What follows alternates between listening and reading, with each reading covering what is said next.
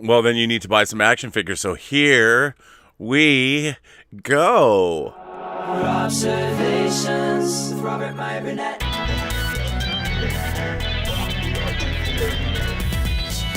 This show is, by the way, called As If We're Ever Going to Grow Up. AZ.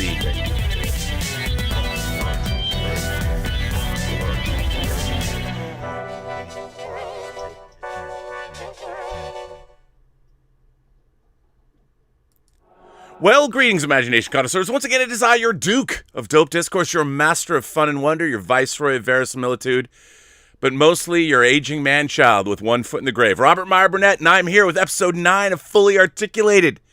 But it wouldn't be an episode of Fully Articulated if I didn't have my favorite Yorkshireman with me in the house. Az himself. Welcome, Az. How are you this week, sir?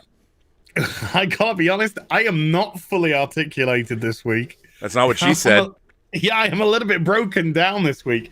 I don't even know how I've done this, but over the course of the last couple of days, I have bashed my right big toe, and the nail is now virtually black.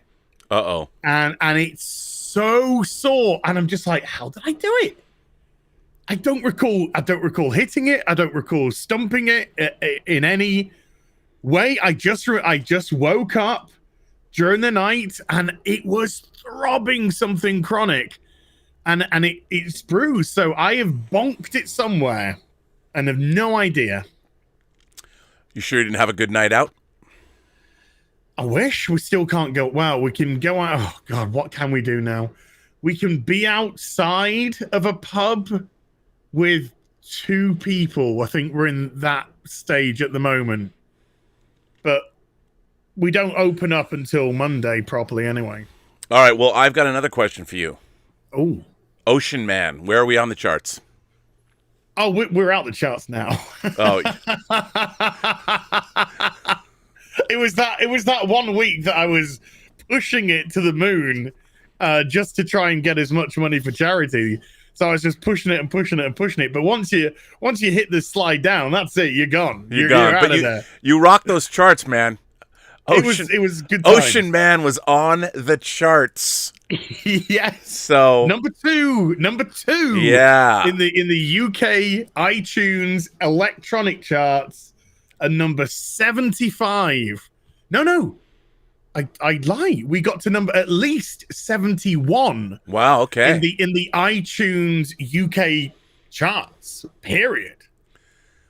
So yeah, I can take that to the grave with me quite happily. Yeah, know? I think you can. I mean, you know, it's a whole nother, when they write your epitaph, that'll be part of it, and suddenly people say like he was an electronic music star. Yes. Maybe not as big as Tiesto or, you know, Steve Aoki or somebody, but, you know, hey, well, Paul Oakenfold, you know, oh, yeah, back to the techno. Yeah, absolutely. Ooh, sometimes. Yeah. Well, the truth is definitely harder than the pain inside, I'll tell you that. Ooh, the nice. That we're gone out the chart. Wow, I didn't know you were a music man, too. Wow. Oh, yeah. I'm electro pop is my thing. Oh, so, good.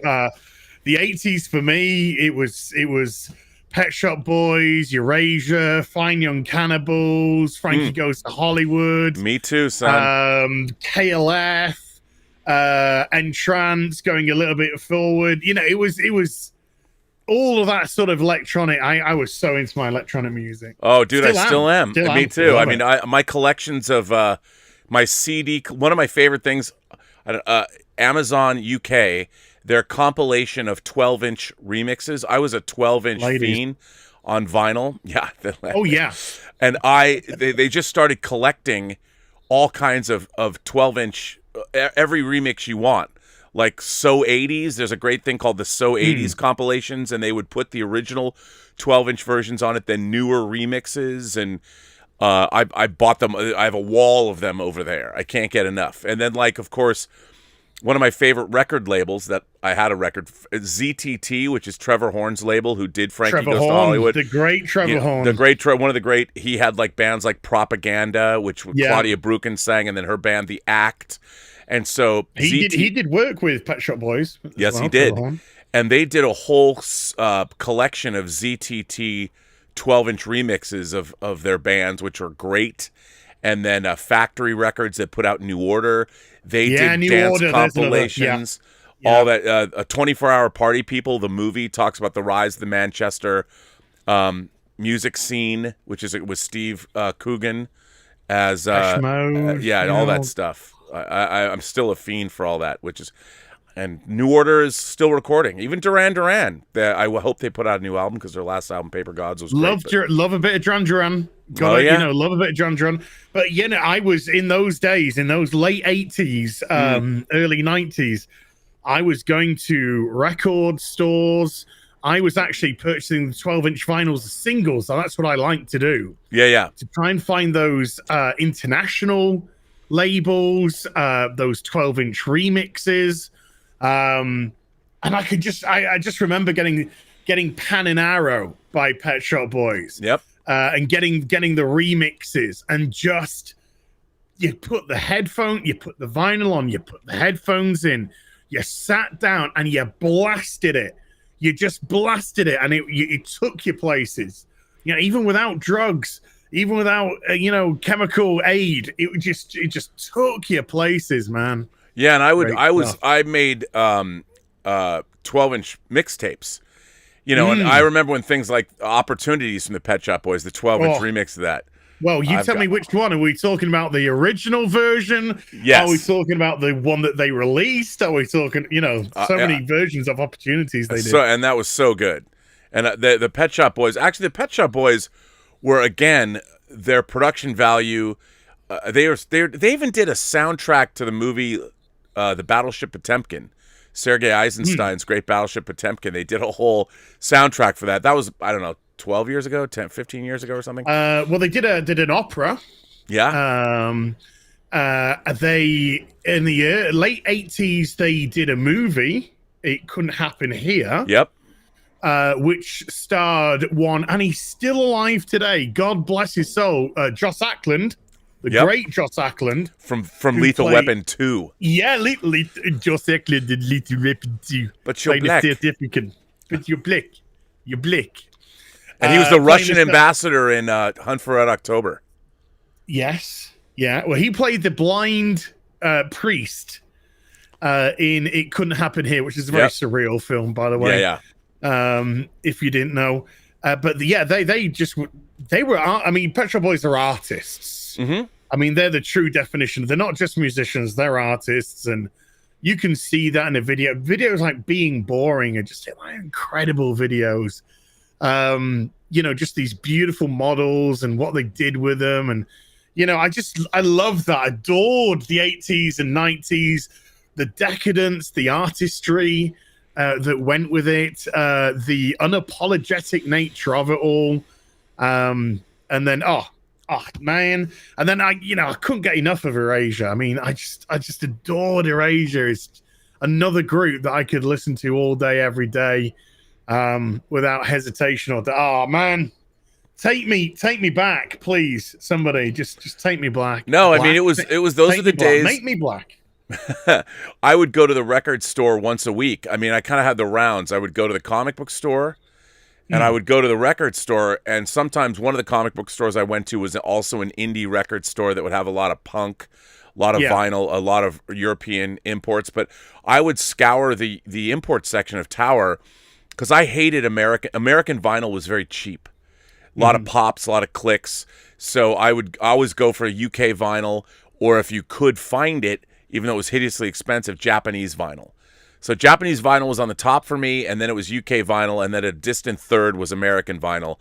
And that's why I only bought like 12. And plus I was discovering, I was buying bands. I remember buying a Style Council record. I think it was Money Go Round. Oh, Style Council. Yeah. And I was like, wow, I love this band. And I Money Go Round was such a great tune. I had a 12-inch of that, and then of course you had to go then get the import CD of it, which was also hideously expensive. And I was buying things like even Howard Jones. I remember buying Dream into Action. Howard Jones. No One Is to Blame, you know, and all that kind of stuff. And that was like Howard Jones was to me. I'm like, I wonder if Howard Jones and Thomas Dolby are like related. You know, you'd get and I was wow. I was that'd be something. I was way into it. And then that's why if you guys have never seen the movie 24-Hour Party People, which has like it has the birth, it starts with Joy Division, which gives way to New Order and the whole Manchester music scene.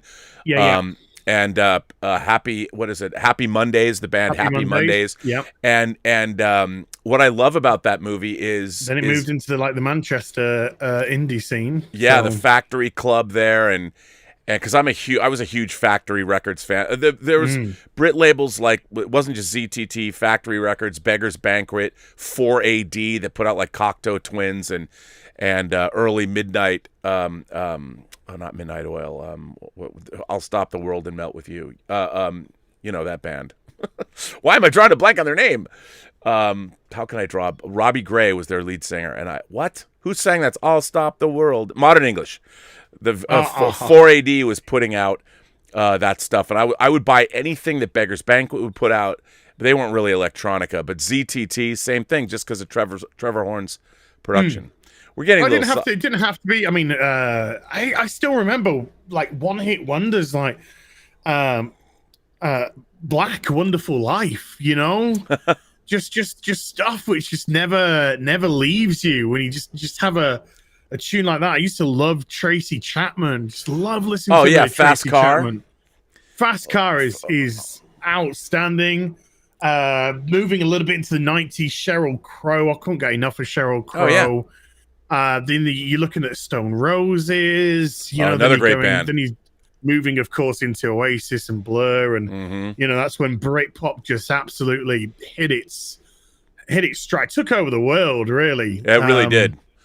And that sort of that mid-90s era was insanity for the tunes that you were getting out and the quality of them. And oh my Lord. Somebody said, I don't like Az in the chat. I can't do anything about that. I'm sorry. Someone said they don't like you? Yeah, I don't like Az. How can you not like Az? I don't like Az. I like you, Az. Thank you. I like you too. So, I'm gonna get to we're sort of side. I could talk pop music all day. It makes me want to go over to my wall of CDs and grab stuff. But we both had some bad news. We had a lot of bad news this week. A lot of bad news. Bad news. Some people think your toe wasn't bad enough. No, we're talking bad news that really matters. Bad news that affects this show, a great impact upon this show, and the only place parts fix, they heal. Yeah, and this I don't know. This is a lingering emptiness that I think we both are going to feel. Why don't you tell us what this pain and suffering was? Well, let's cross-reference because I got four emails. Okay, so and this was last night. This was like not during the day. For me, it was last night. Early morning today for me. This is yes. First thing in the morning for me today, between the hours of 6 a.m. and 8 a.m., I received 4 different emails from Sideshow saying that 4 different items have been delayed. The first one I got was Rescue. Wait. I just want to say that I have received more emails since. Oh boy. Okay. I got more emails. Okay, good stuff. That's just what we want to hear. Yeah. So first one for me is Rescue, which is Pepper Potts' Iron costume for Endgame. An item which I have pre-purchased, not deposited, pre-purchased in its entirety. Delayed. It was meant to be out January. Obviously, we're now in April. And it's now been delayed to June, July of this year. The next one I got was the quarter-scale Spider-Man Homecoming. I got, okay. I got that as well. Which is delayed, and they're putting June, July. And The this was next one. Go on. This was something that this is a quarter scale, not a 12-inch. This is one of the prize figures of the year. Again, one that has been being paid off. Was very excited about the imminent arrival. Denied. And I know we're going to cross-reference on the next one. Iron Patriot. Bruh. But this has had a significant delay. Bruh. And by the way, one last payment for this bad boy. One of my most eagerly awaited die casts. I mean, this is the beefy Iron Patriot from Endgame with that beautiful Don Cheadle head sculpt. I mean, this figure is one badass figure. I thought it was coming out next month. One payment. Tell him what happened. The head sculpt. Oh, it's now September. Sorry, I'll click tab. September to November. Bruh. This isn't they didn't get it on the boat in time. It's not, did they send it back to the manufacturer time? What is this? This is we've probably not got enough orders, and this has not been completed. This is a long delay. This is a biggie. A big delay. And then the final one for me is another one which I've paid outright as well. IG-11 from The Mandalorian, which is on a delay now from May to June 2021. So lots of wait time. Well, lots of wait time, which is also a shame. And because of Easter, because of the Easter period, which I didn't take into consideration, my Captain America won't arrive until Monday, this coming Monday. And I was really excited to have hopefully received that before today's stream. But no. So, what extras can you add to that list, sir? Dude, the Tony Stark team suit, his quantum time travel suit. Thinking about that. Delayed to June. Hey. Delayed to June. Battle damaged Thanos. No. Battle damaged Thanos that I was looking forward to completing my Thanos triptych. One with the Thinker, one with the Fighter, and one with Sad Thanos with the Infinity Gauntlet that doesn't work. Delayed to July. Sad Thanos, delayed to July. And then... But can we just say to the audience, when it says delayed to July, folks, that essentially means delayed Q3. Yeah. Because it's just breaking it up into into working quarters. So it could be July, it could be August, it could be September, really. And now this is the one I didn't see, that now that I'm looking at it, it's a new one. And this bothers me because both Justin and Jetta Patrol, two reviewers, but Justin Kane, who's been our frequent guest, who couldn't come today because this show now starts at 5 a.m. his time because of daylight saving time. But he's asked us both to come on his channel, so Justin Kane will not be here. But I just want to point out, Justin dropped a fantastic review of the figure I'm about to mention. He was jizzing all over it. And I drilled in that video. I had pre-ordered this. He said it was one of his favorite figures of the year and maybe his favorite figure that's ever been released of this particular character.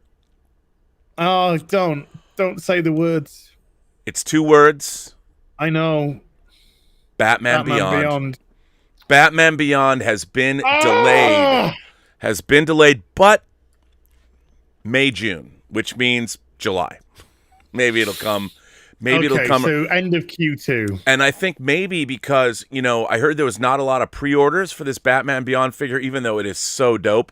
And of course, I got the Slade Wilson. I got my beautiful Deathstroke because it was my dream to have Deathstroke and Batman Beyond displayed fighting one another with their weapons and blades, and Batman Beyond delayed. Delayed. The only upside of this is it gives me that many more months to pay off these figures. So, you can change the dates of when the money is due. I'm thinking of maybe putting a couple of these which have deposits onto monthly installments. Yeah. Now that they've been delayed. So just make sure that by the time they are released, everything is paid off in those respects. But I watched that video, the Batman Beyond video from Justin, as soon as I saw it was up. It was just like whatever I was doing, everything just stopped. Everything just stopped. I think I was actually watching Dr. Disrespect, so you can tell that's how interested I was. Everything just went stop. The video went on. The figure looks absolutely incredible. Dude. The articulation looks insane for a great pose. So you can have an amazing fight with Deathstroke there. Now, what I'm hoping for, this is slightly unrelated, but what I'm hoping for, Robert, is I'm hoping for a Joe Manganiello Deathstroke head. With Mohawk. Yep. So that I can put that onto the Deathstroke figure and then put him into the Nightmare Batman scenario. Yes, I am with you 100%, and somebody will do that, I am sure. By the way, so if people can get a glimpse, let me just throw up there. Here is the Hot Toys Batman Beyond figure. Now, this is from one of the Arkham games. So this figure is not Terry McGinnis. It is not Terry McGinnis, but it is from a sideshow, or pardon me, Hot Toys has done a whole... The Deathstroke figure comes from the Arkham games. Their Arkham line of Batman figures is unbelievable. Beautiful, beautiful figures. But apparently this articulation, and he comes with wings, and he comes with many, many different accessories. But this is the figure that we both had on. I've had this on pre-order for a very long time, and I really want it. So people know what we're talking about. I think I had this on order since January 2020. Yeah. So a year and 3 months, I think I've had this on pre-order now. Yeah, it's a stunning figure. And again, it's frustrating. Whenever these things get... I can't help but think that's a couple more months I could get hit by a bus. And I would never get to see the figure. So my life... I judge lockdown, that's just ridiculous to me. So. I know. I judge my life... Here's how... There's two things. The action figures I'm going to miss, and the movies... that keep getting pushed, like the new James Bond movie, No Time to Die. Although I have to say this, I have to say this. Don't worry, I am here. I am here. Yeah, I want to show you something that I could not pass up in terms of a pre-order. And when I saw this, it is a... See, I love James Bond, obviously, and Sideshow used to make a lot of Bond figures, but I've been looking at, there's a lot of third-party Daniel Craig Bond figures out there that you can get. A new one that I had not come across went up for pre-order, and I had to, I'll let you take a gander, and this is the figure. He is 6-scale Agent J, figure by 11X Kai Studio, and they had this at 1/6 retailers, and I looked at this, and let me get a closer picture of the head sculpt because I'm putting this in the live chat so people can see it. I was very impressed by this version of Daniel Craig, and I don't know about the hair, but the head sculpt I thought was pretty damn good.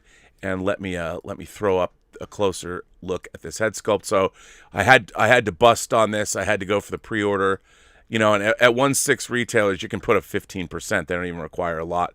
But here is head sculpt on the figure, and I thought that's a pretty damn good likeness of Daniel Craig. I like the paint ops. It looks pretty damn sophisticated, so I am very excited about getting this Daniel Craig. And you can buy third-party outfits of different things that he wore in different movies. So excited about that. And you know, getting these third-party figures from China, they're reasonably priced. And also, I will say that I did get notice that my Michael Corleone from Godfather 2 and Maximus, the Gladiator figure, are I guess going to be shipped. I don't know when I'll get them, but those are paid outright from a long time ago. So we'll see. We'll see. The facial features I think are great. Yeah. I think the ears are a little too sticky out. I think they stick out a little bit too much, and the hair needs to be darker, a shade darker. Yeah, it's too blonde. But that could be a prototype. You know, maybe they get absolutely. feedback. You know, we'll see. I'd need to see the shipping one before I pull the trigger on that, because I'm kind of finicky. I know. I can understand. I totally understand. But you know, I thought pretty good. I have to show you though. I have to show you if I can find this. Let me see if I can if I have to look. You have to keep talking while I look for this. So not only are we getting delay after delay, there's still no more news from Jazz Inc. as to how things are going in that regard. Yeah, in terms of, now we should fill people in who haven't watched this show before, but there's a company out of the Netherlands called Jazz Inc. Dioramas, and they make 1/6 scale sets for action figures. They're amazing, and they make vehicles. And they were making some amazing Batman vehicles, including a 1966 Batmobile that hasn't yet been produced, but I've been paying that off for a year now. And then the thing that they had just come out with that they're shipping was, well, explain, because you ordered one. I didn't order this, but you ordered one.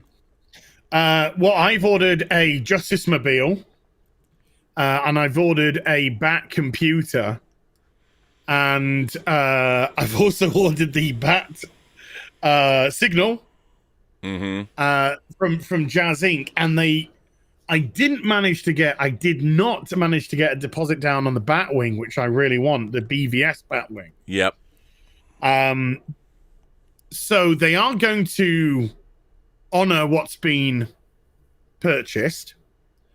And then we're just going to have to see how negotiations go with Warner as regards to whether or not they're going to be allowed to proceed with the production of future Bat merchandise. And the thing is, you know, Disney, for considering what Disney are like, they're actually pretty darn happy with what seems to be coming out of Jazz Inc. They seem to be getting the okay.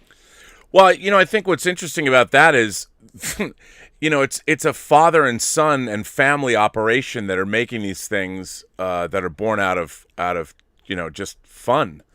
And I understand where Warner's they have to protect their copyright, their license. So how can they charge a license? But the funny thing is Hot Toys, who has a license, they announced they were going to make a 66 Batmobile, a Justice Mobile, a Jedi Starfighter. They aren't making them. Well, you know, they're still there saying coming soon. Yeah. And they're not happening. Look, if I was Warner Brothers, I would say we're going to slap on a 1% licensing charge. Essentially a nominal fee to protect the trademark. And then just let them do it. Yeah, I mean, what I would do is even if it was a 10% fee, you know, like so would you pay an extra $100 to get that Justice Mobile to pay for the license that they're getting? Well, when you're $1.5 grand deep in, you're gonna put an extra 100, aren't you? So. Yeah, I mean, But I think that's fair. I mean, that keeps on the up and up. Maybe even not 100, but like a $50 a unit or $25 a unit or something. Because the problem is, a small company doesn't have enough money to pay for a license with the amount of volume they're doing. Yeah, you don't want to scare away customers. You don't want to scare away. Even collectors have a point of, you know, I mean, I was looking at that BVS Batwing, and it's $2,600. That's going to be a lot of monthly installments over the course of the next couple of years or so. And even I was thinking, and then by the time I decided to pull the trigger, boosh, Warner Brothers have already stepped in, and I can no longer pre-order it until, and even then, after talks have been negotiated, I still don't know. I've contacted Jazz Inc. and they have replied, and they're just like, we just don't know. Yeah, but I really like the company. They have great customer service. Oh, yeah. And they're great, and it's I hope they work it out, because a lot of these third party companies make things that, unfortunately, a company like Hot Toys, there's a reason they start making like the Watchmen from Zack Snyder's Watchmen, and they only make 2, and they don't make the other 3, because they end up not making any money on them, and they get officially licensed stuff, and then they end up not making these things, and it's incredibly frustrating. And for those people who might not know, like, the quality of Jazz Inc., they've been shipping, like, I had purchased now keep in mind, these are for 6th scale figures. Yeah. So 12-inch figures, something that I started buying, I want to say 2 years ago, and that it's been completely paid off, and you have to wait till they're manufactured, though, and finished, is their Millennium Falcon cockpit. And their Millennium Falcon cockpit, they've been shipping them, and I'm going to show pictures. Now, keep in mind, for the people that are looking at these pictures, there is a cover that goes over this. It's just not pictured, so you can see inside. So there's a cover with plexiglass in it that's clear, but the cover is not on it. But here is the Jazz Inc. Millennium Falcon cockpit for the 6th scale Hot Toys figures. So this is what it looks like, and it comes with sound effects, and also on the back of it, it also has a bulkhead door and everything. So this is incredibly accurate to the Millennium Falcon set as it appeared in A New Hope. Now, keep in mind, these are for 6th scale figures, so this is one big boy. Everything lights up. It's all got LEDs, and if you look at the chairs, like here are the chairs, the weathering is all part of it. All the controls are as accurate as can be to the actual Millennium Falcon set from A New Hope. This is something that is out there. They're shipping it. I mean, bruh, that is some true insanity when it comes to. They are 12-inch figures, people. 12-inch figures. So if you're not the Black Series 6-inch, they are 12-inch. 12-inch figures. And if you look at this, I mean, if you gauge this is like 2 feet long, maybe 2.5 feet long, and this is one bad boy. And it also comes with sound effects. There's a sound chip in there, and you've got a remote control, and it all lights up. And this is one beautiful, beautiful piece of equipment. And I mean, anybody who collects 12-inch figures, I just wonder if can it fit in a Maji case. And one of the things that's interesting is my girlfriend Elizabeth has absconded with my action figures, and for the first time, I bought their cargo base set where they play, where R2 and 3PO are playing chess against Chewbacca in Star Wars, and you can buy that, and they're re-releasing that if you want it. So it's a set. It's like literally a set for your 12-inch figures. And Elizabeth has made a movie. She was doing it for school called Doll Quest. It's her first effort at making a stop-motion animation film, which is on my channel. You can watch it. But what's cool about it was she used the Jazz Inc. set.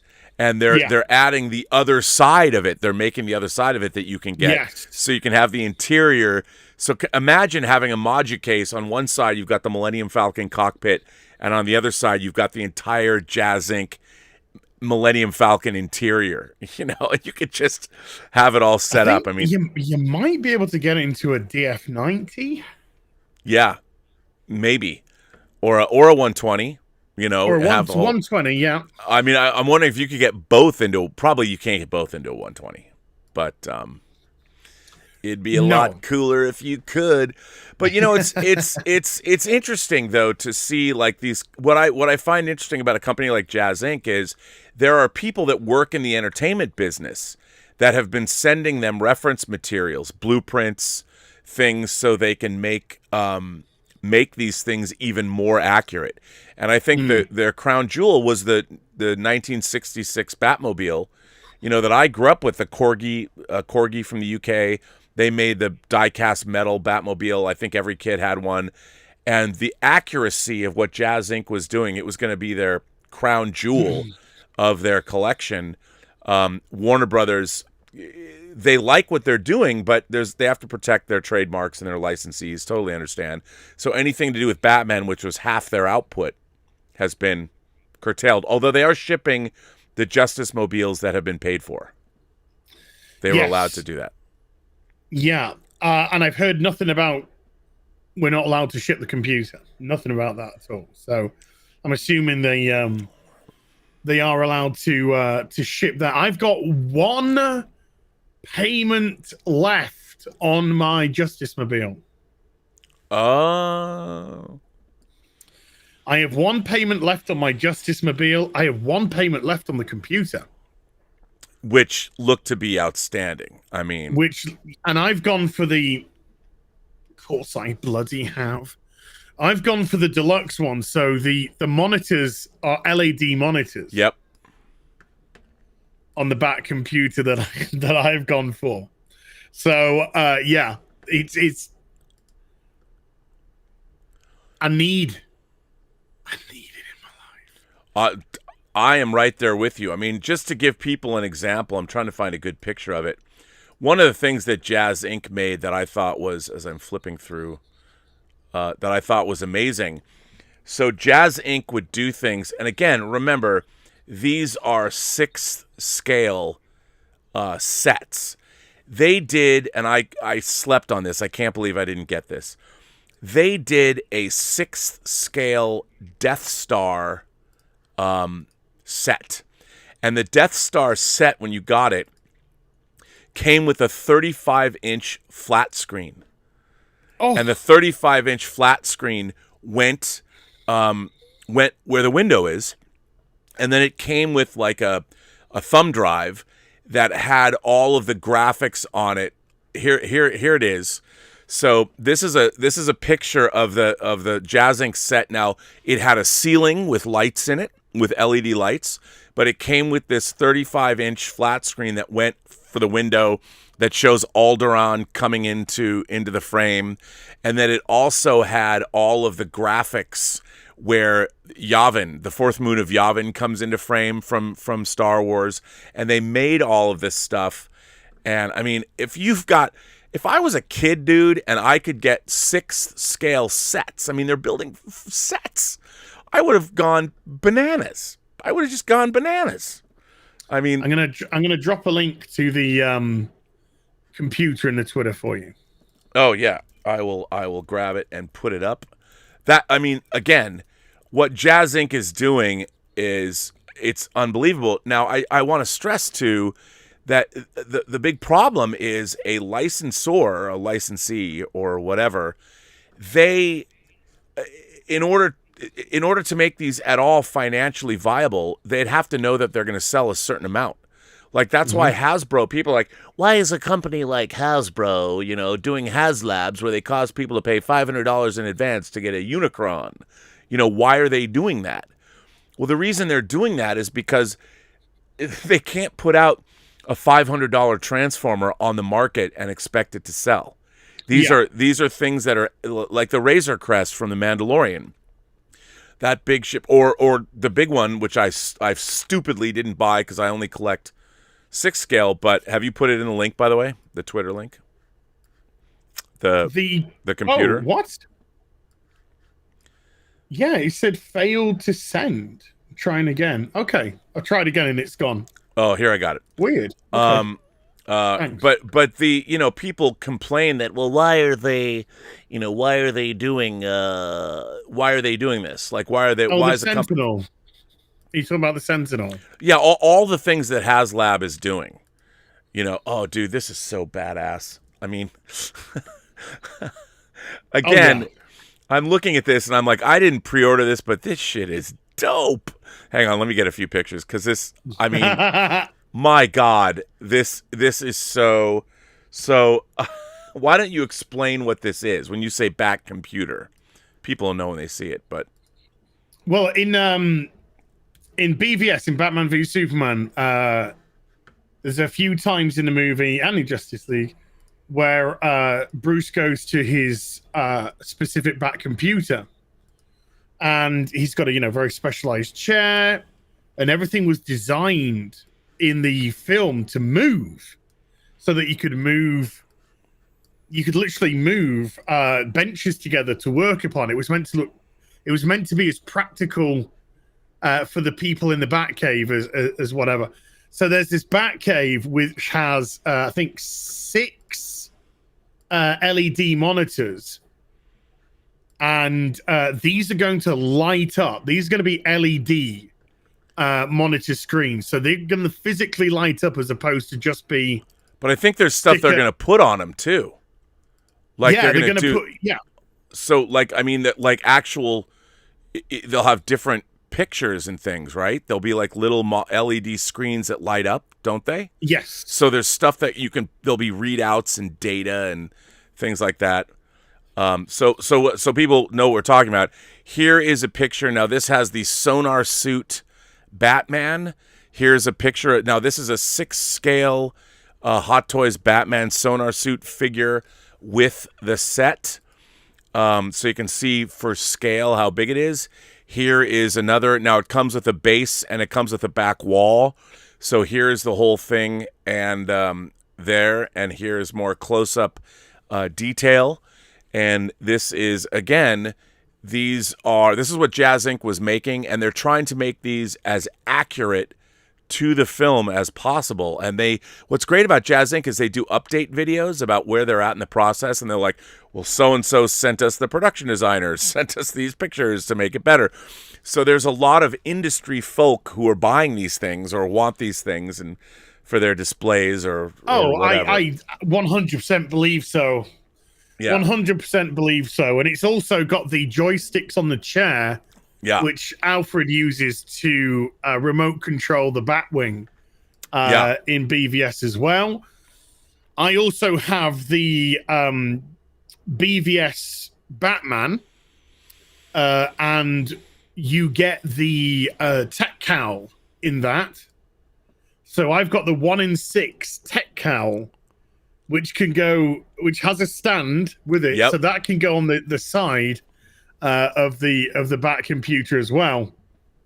So it's going to look, and you think the Justice Mobile next to it is also, this is going to be a doozy.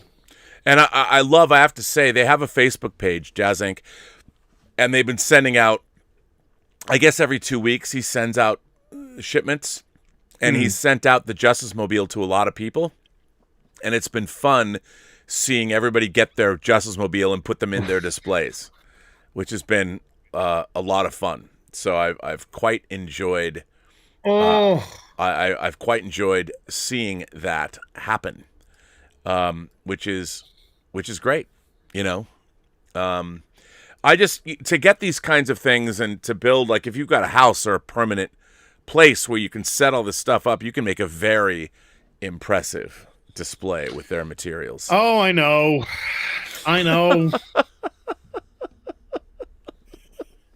The world's gone crazy though when you're thinking about moving house so you can accommodate your hobby.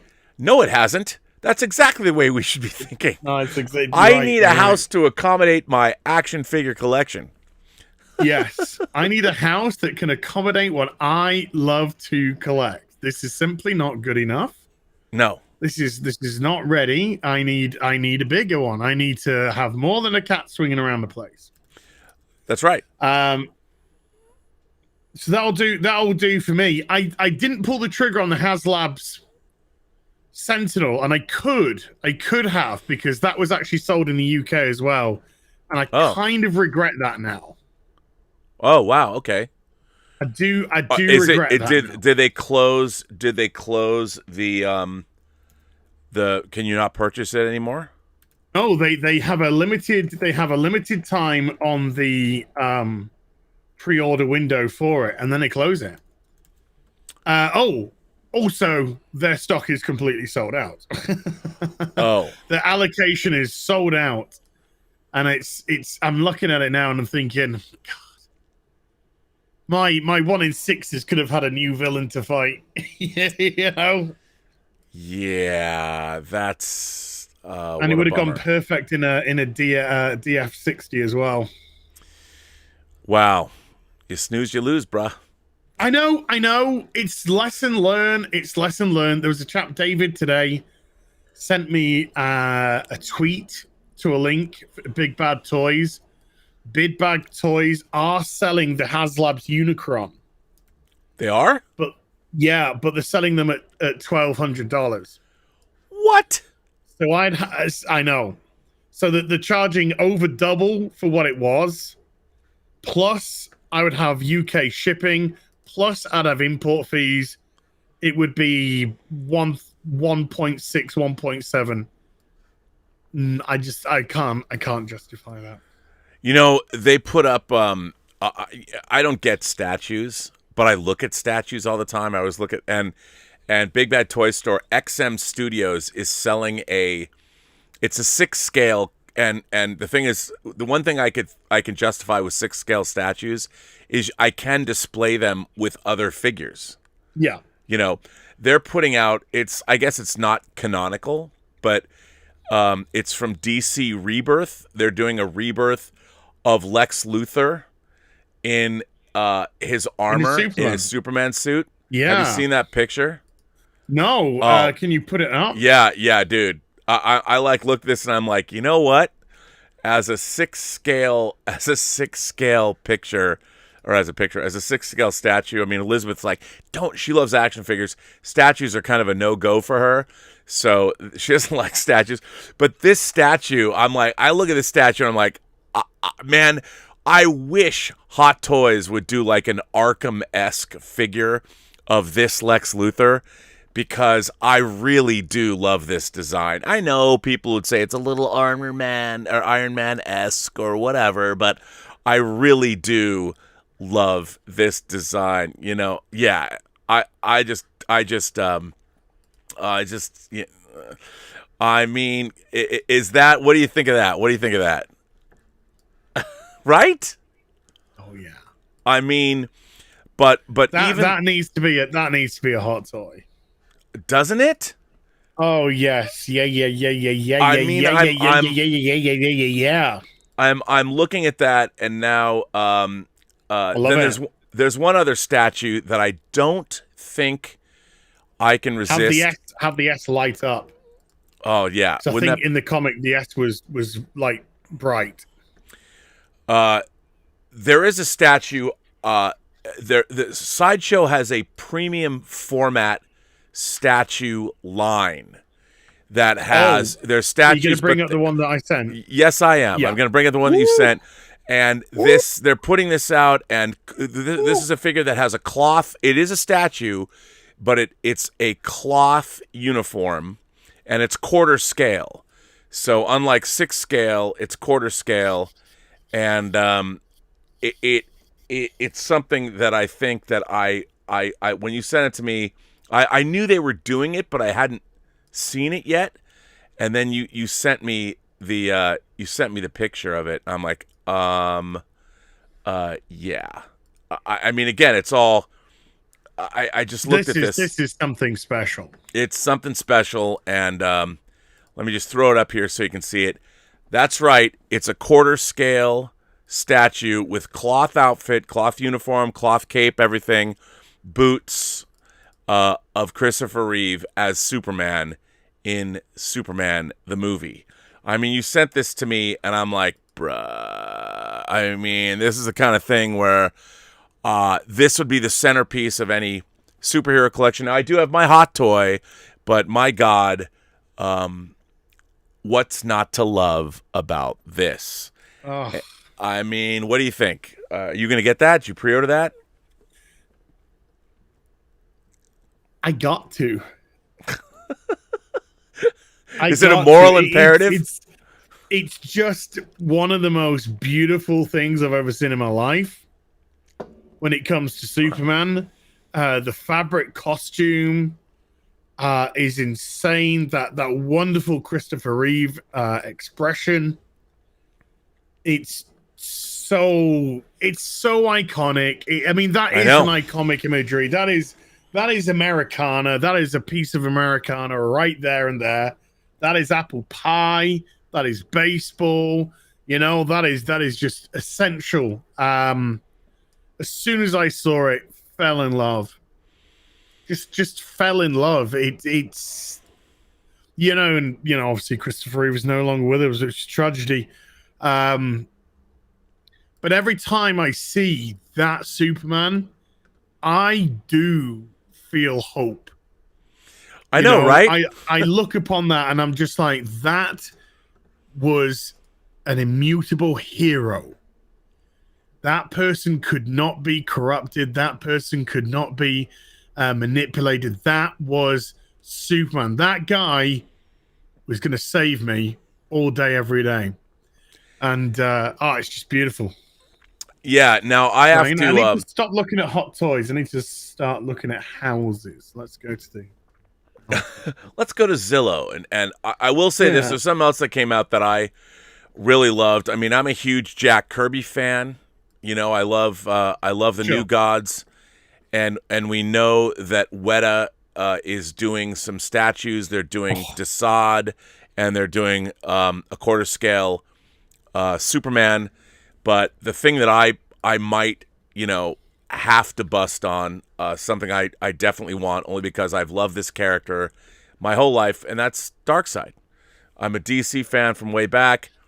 This is the quarter scale Darkseid statue that Weta is doing. I actually have a Weta statue. It's not a quarter scale statue, but it's a recreation from Superman Returns of Superman holding up Parker Posey's Mustang. Yes. And they only made 5 of those because they couldn't manufacture them because of a rights issue. But here is the Weta Workshop quarter scale Darkseid. I mean, everyone knows I have an action figure chair fetish. I love action figures that come with a chair. Here is Darkseid in a very contemplative mood, and it's almost in the exact pose I want to put my Thanos Infinity Gauntlet Thanos in. Which, if I ever get, it's next month, I ordered Thanos' throne from Toys Wonderland. It's not their fault. It's whoever's making it a year ago, and there's been no word since getting my Thanos throne. But I basically want to put my first Thanos, Hot Toys Thanos, in his throne, just like this, flanked with the other 2 Thanoses. But I looked at that, and I'm like, so good, though. I know. And I'm just like, How cool does that look? How cool does that look? Well, Darkseid looked great. I mean, Darkseid, Granny Goodness, and Desaad all looked absolutely superb in the movie, and particularly Granny Goodness. I loved the look of Granny Goodness, and then they released that image. Zack Snyder released that image later where you got a proper look at her outfit, and it was just something else. Oh, so good. Oh. I wish we got more of Granny Goodness, because I've always been a fan of, Kirby's Fourth World. And well, we live in a world where Granny Goodness has we live in a society screen debut. We live in a society. We live in a society. Granny Goodness has actually made a film debut. I can't believe it. Desaad. Desaad and Granny Goodness. And Steppenwolf. We just, we are that far away from Orion and Mr. Miracle and Light Ray. I want the Black Racer. I want a character that skis. Silver Surfer has a surfboard. As a skier myself, if I could get a figure of the Black Racer with his skiing, he skis through the cosmos, I'll be a happy man. That's what I want. Some people are just like, what the fuck? Yeah, what are they talking about? The fourth world, brah. What? He skis? Yeah. He skis. Skis, man. Oh, let me find Did he hear his skis, dude? Kids are like, what's skiing? Yeah. We know what snowboarding is, but what's this skiing? House looks pretty nice. Okay, let's have a look at this house. Let's have a look at the room. Let's have a look at the size of the rooms in this house. Okay. Yes, I'm going to show one of my favorite of the Kirby Fourth World New Gods characters. I mean, and I have to say that I preface this by saying, the New Gods. Now, here, I'll give you a little background. The Black Racer is the agent of death. His real name was Sergeant Willie Walker. He was first introduced in New Gods issue 3, June-July 1971, created by Jack Kirby.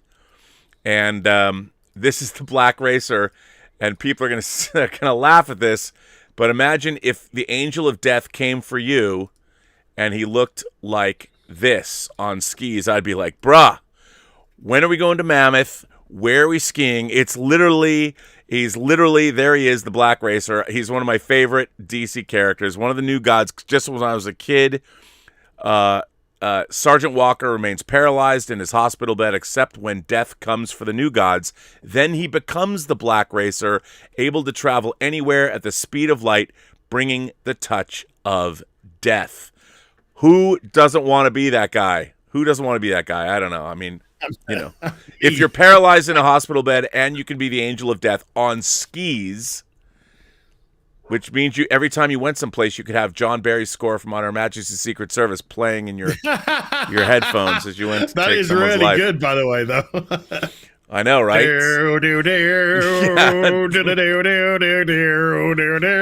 Every person about to die hears that song. It makes it a little bit more palatable. Yeah, that's what I'm going to hear. Okay. All right, if we get the John Barry thing, I'm okay. I'm okay with that. We'll do that. And that's what I was hoping. Speaking of light speed, is it 5 light years long? Oh my God. The gravity anomaly. Dude. I mean, you know what's so funny about that? So what Az is referring to, I'm going to talk about this on my stream later. So we got to see the trailer for Discovery Season 4 this week.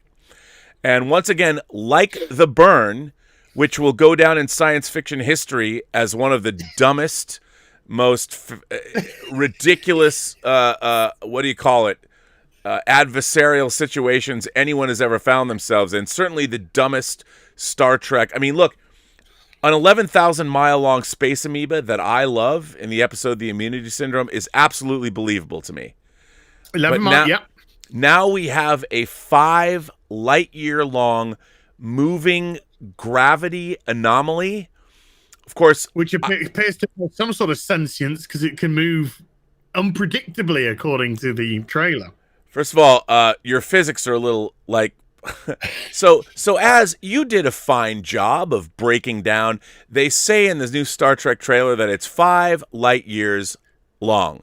And yes. I would encourage everyone to go to Az's channel and watch his Star Trek video because he breaks down what exactly does that mean. As if something is 5, if your gravity anomaly is 5 light years long and it's moving through the solar system, or pardon me, if it's moving through the solar system, you got a big problem. But massive problem. It's bigger than your fucking solar system. It's bigger than your solar system. So it actually reaches to the next solar system. Well, I hope it's not just some kid who's crying out in terror that's destroyed all the dilithium. Like what are these writers thinking? Like, do they understand? Why don't they consult with scientists? Do something. But why don't you explain just how big the threat that Discovery Season 4 describes is? 5 light years, from our perspective of length, is approximately 28 trillion miles long. Now, the nearest solar system to us is Alpha Centauri. And Alpha Centauri is 4.6 light years away. And so no, 4.2 light years away, actually, or 4.3, I think. To put that in perspective, the speed of light is 186,000 miles per second. Per second, yeah. So a light year is how fast light travels at that speed in a year.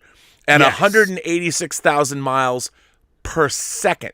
The light from the sun, so people understand, the light from the sun takes 8 minutes to go from the sun to the Earth. Yes. So that's what you're dealing with. Yeah. And so the size of the anomaly is from Earth to Alpha Centauri and another light year beyond. Another light year. I mean, if something like fucking retarded. If something like that were moving through our galaxy, and gravitational though, it's just gonna suck everything, and in the night, it's gonna be. It makes a black hole look like a pussy. Yeah, I mean, first of all, the idea that something that size exists is absurd. And they're gonna beat it with the power of friendship. The power of friendship. They're gonna beat it with the power of pronouns. Oh, and lest we not forget, the head of Vulcan and the president of the Federation and all that, the female coalition of planets. Yes, the female coalition of planets. Yes. United Female Coalition of Planets. Every leader of a planet is a woman. Every person in charge is a woman. And I'm just like, this is probably why you make so many horrendous mistakes. It's just women. They're not being shown as being. I said last season, women competent. fucking up space. I mean, there's the competent. If they were badass, competent people at their jobs, but they're not. No, like Michael Burnham has not been good at her job since the pilot episode of Discovery. You know, I mean... Well, she wasn't even good then because she caused a war between the Federation and the Klingons, got her captain and crew killed because she disobeyed an order. So she's, from start to finish, she's been incompetent and yet failed upwards. And now she's captain. And even yet, that poor dude she met at the beginning of the last season, the administrator of that Federation facility that had been getting up every day for 40 years, it took the entire season to see that dude again. Like, you know, she could have said, hey, there's this guy, maybe we should do something for him. He's been holding the Federation together in his neck of space for 40 years, maybe. Well, they did. They promoted him to like lieutenant or something. Yeah, and they finally went and got him, but not until like the very last episode. He's like an afterthought. You know. Oh yeah, he showed up. I'm just looking forward to when the Discovery black alert, so on the nose. Black alert's in, and then they just shake the set. Oh, the gravitational anomalies. Oh, let's get out of here. Let's have a few sparks come from the sea. But what's so distressing is if this becomes a season-long arc. Of course it will be. This is not Star Trek. No, it's like where's the allegorical storytelling that can illuminate our way of life? We as audience members, how are we gonna? But when they come up with these anti-science, like the most vehemently anti-science MacGuffins, how are we supposed to possibly follow in the show? How dare you say that the reason for all the dilithium exploding on warp-capable vessels across the whole universe was not scientifically based off a kid screaming because his mum died? Because he had, in one generation, managed to bond at the DNA level with dilithium on a planet which somehow was Bluetooth to all the other fucking dilithium in the universe. Between the end of Picard and the Cthulhu aliens that are coming through a wormhole, I'm like, it really is distressing to see what has happened to modern Star Trek. It's run by people who are not scientifically minded, not science fiction orientated. No. It's run by people who think over emotional music and crying it elicits an emotional response from people. That's not why people watch Star Trek. No. We don't watch Star Trek because we want to know if Deirdre Barlow is going to be able to buy milk this week for her cup of tea. That's not why we watch it. We watch it for the moral quandaries. We watch it for the interactions between different species and how we, as humans, insert ourselves in that and try and negotiate some sort of coexistence between these races. We watch it to see as humans make mistakes and learn from them. We watch it for us humans to go to other planets and actually enlighten them in some instances about how we ourselves used to fail, like you have failed. But this is how we have managed to evolve, and you can too if you work at it. But no, now it's just women on periods crying in space every fucking week. Well, and literally, that's not an exaggeration.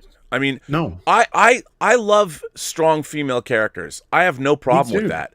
Disney don't. As long as they're well written and they feel they're acting like they're the best of the best, like they know what they're. The funny thing about Star Trek, the original series, but that's just actually I got to. Sorry, Robert, but I just want to. I got to try and correct you on that one. You don't have to be the best of the best. Ripley wasn't the best of the best. Okay. Janeway wasn't the best of the best. These were the reason why we connected with them is because they were awesome. These are awesome characters, but they still had their flaws and they still had their humanity, just like everyone else. The problem that we have now is that everyone's the best of the best. Right. What I meant to say, though, what I meant to say, I didn't mean to say they were the best, best of the best. I meant to say the in terms of characters, they're great characters. Oh yeah, The character you brought up, Ripley, who, by the way, I have a great hot toy of Ripley. Ripley was smart, and if you watch Alien, she's like, there's a great line. Sigourney Weaver's delivery of this line is incredible. She's like, if we break quarantine, we could all die. She's like, guys, we found a derelict alien ship. We know nothing about it. Some altercation has happened. There is an alien creature on your fucking head, Kane. You cannot come in this ship. This is Protocol 101. Yes. And she's the only person that steps up, and even when she tells Dallas, who she clearly has a relationship with, she's the only clear-headed, smart. I want to see Burnham be as smart as Ripley was, and Ripley was a blue-collar worker. She was not trained by Starfleet. She's a blue-collar. She works. She's towing an oil rig, and even when she has to answer a distress call, she's not stupid. She's smart. Make my character smart. And in the Star Trek universe, if you're on a starship, that means you're at the top percentile of humanity. That means you need to be the best of the best to be a Starfleet officer. That's what you are. You're on not merit. Marginalized.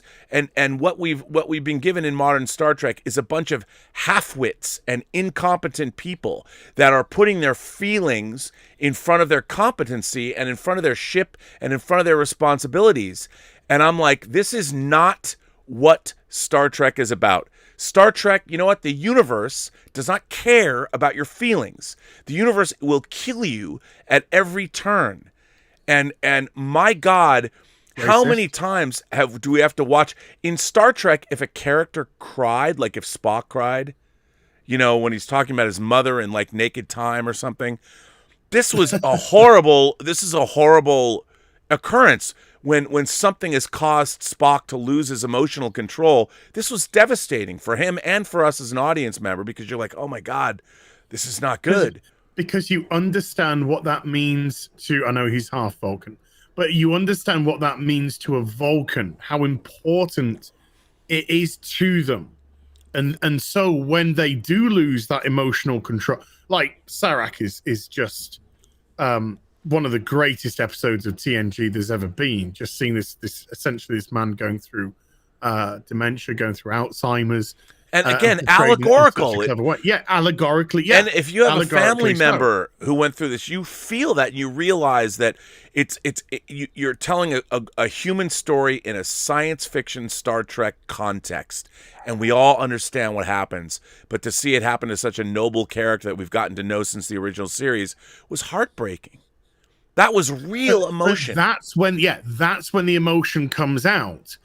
To see Spock having a teddy tantrum every week, or to see Spock in the movies getting angry every 3 seconds, it's meaningless because you've lost the connection. You've overplayed your hand consistently, and now it's meaningless when he displays an emotional response. Mikey Burnham has gone from stoic and unlikable to over-emotional and unlikable. In the start of season 3, she didn't even want to rejoin the crew. She was telling her girlfriend that. Her girlfriend, of course, being the guy, but that's because the relationship's completely skewed. She was even telling her non-threatening black girlfriend that very same thing. At the end of the series, she's the fucking captain of the ship. It's nonsensical. She ignores the commands of her captain. She gets punished by the captain and then validates the captain for punishing her.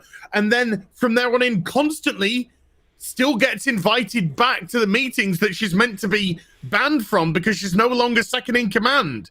Where is the second in command, Saru? Why are you bringing Mikey Burnham and letting her speak? Bitch, know your role. Know your role in this situation. You are the second in command, and you are belittling your captain. You have no respect for rank. You have no respect for your peers whatsoever. You are the epitome of a bad officer. Somebody that does take people into dangerous situations and gets them killed. Sorry, I don't. It's Dude, just, I need my Star Trek back. I need it back. What we need is there's an admiral in Star Trek 3 that says to Kirk that your career doesn't stand for intellectual chaos, and I feel that Star Trek 09 and onward, I feel that Star Trek has been in a state of intellectual chaos. Yes, because it is no longer upholding the values of.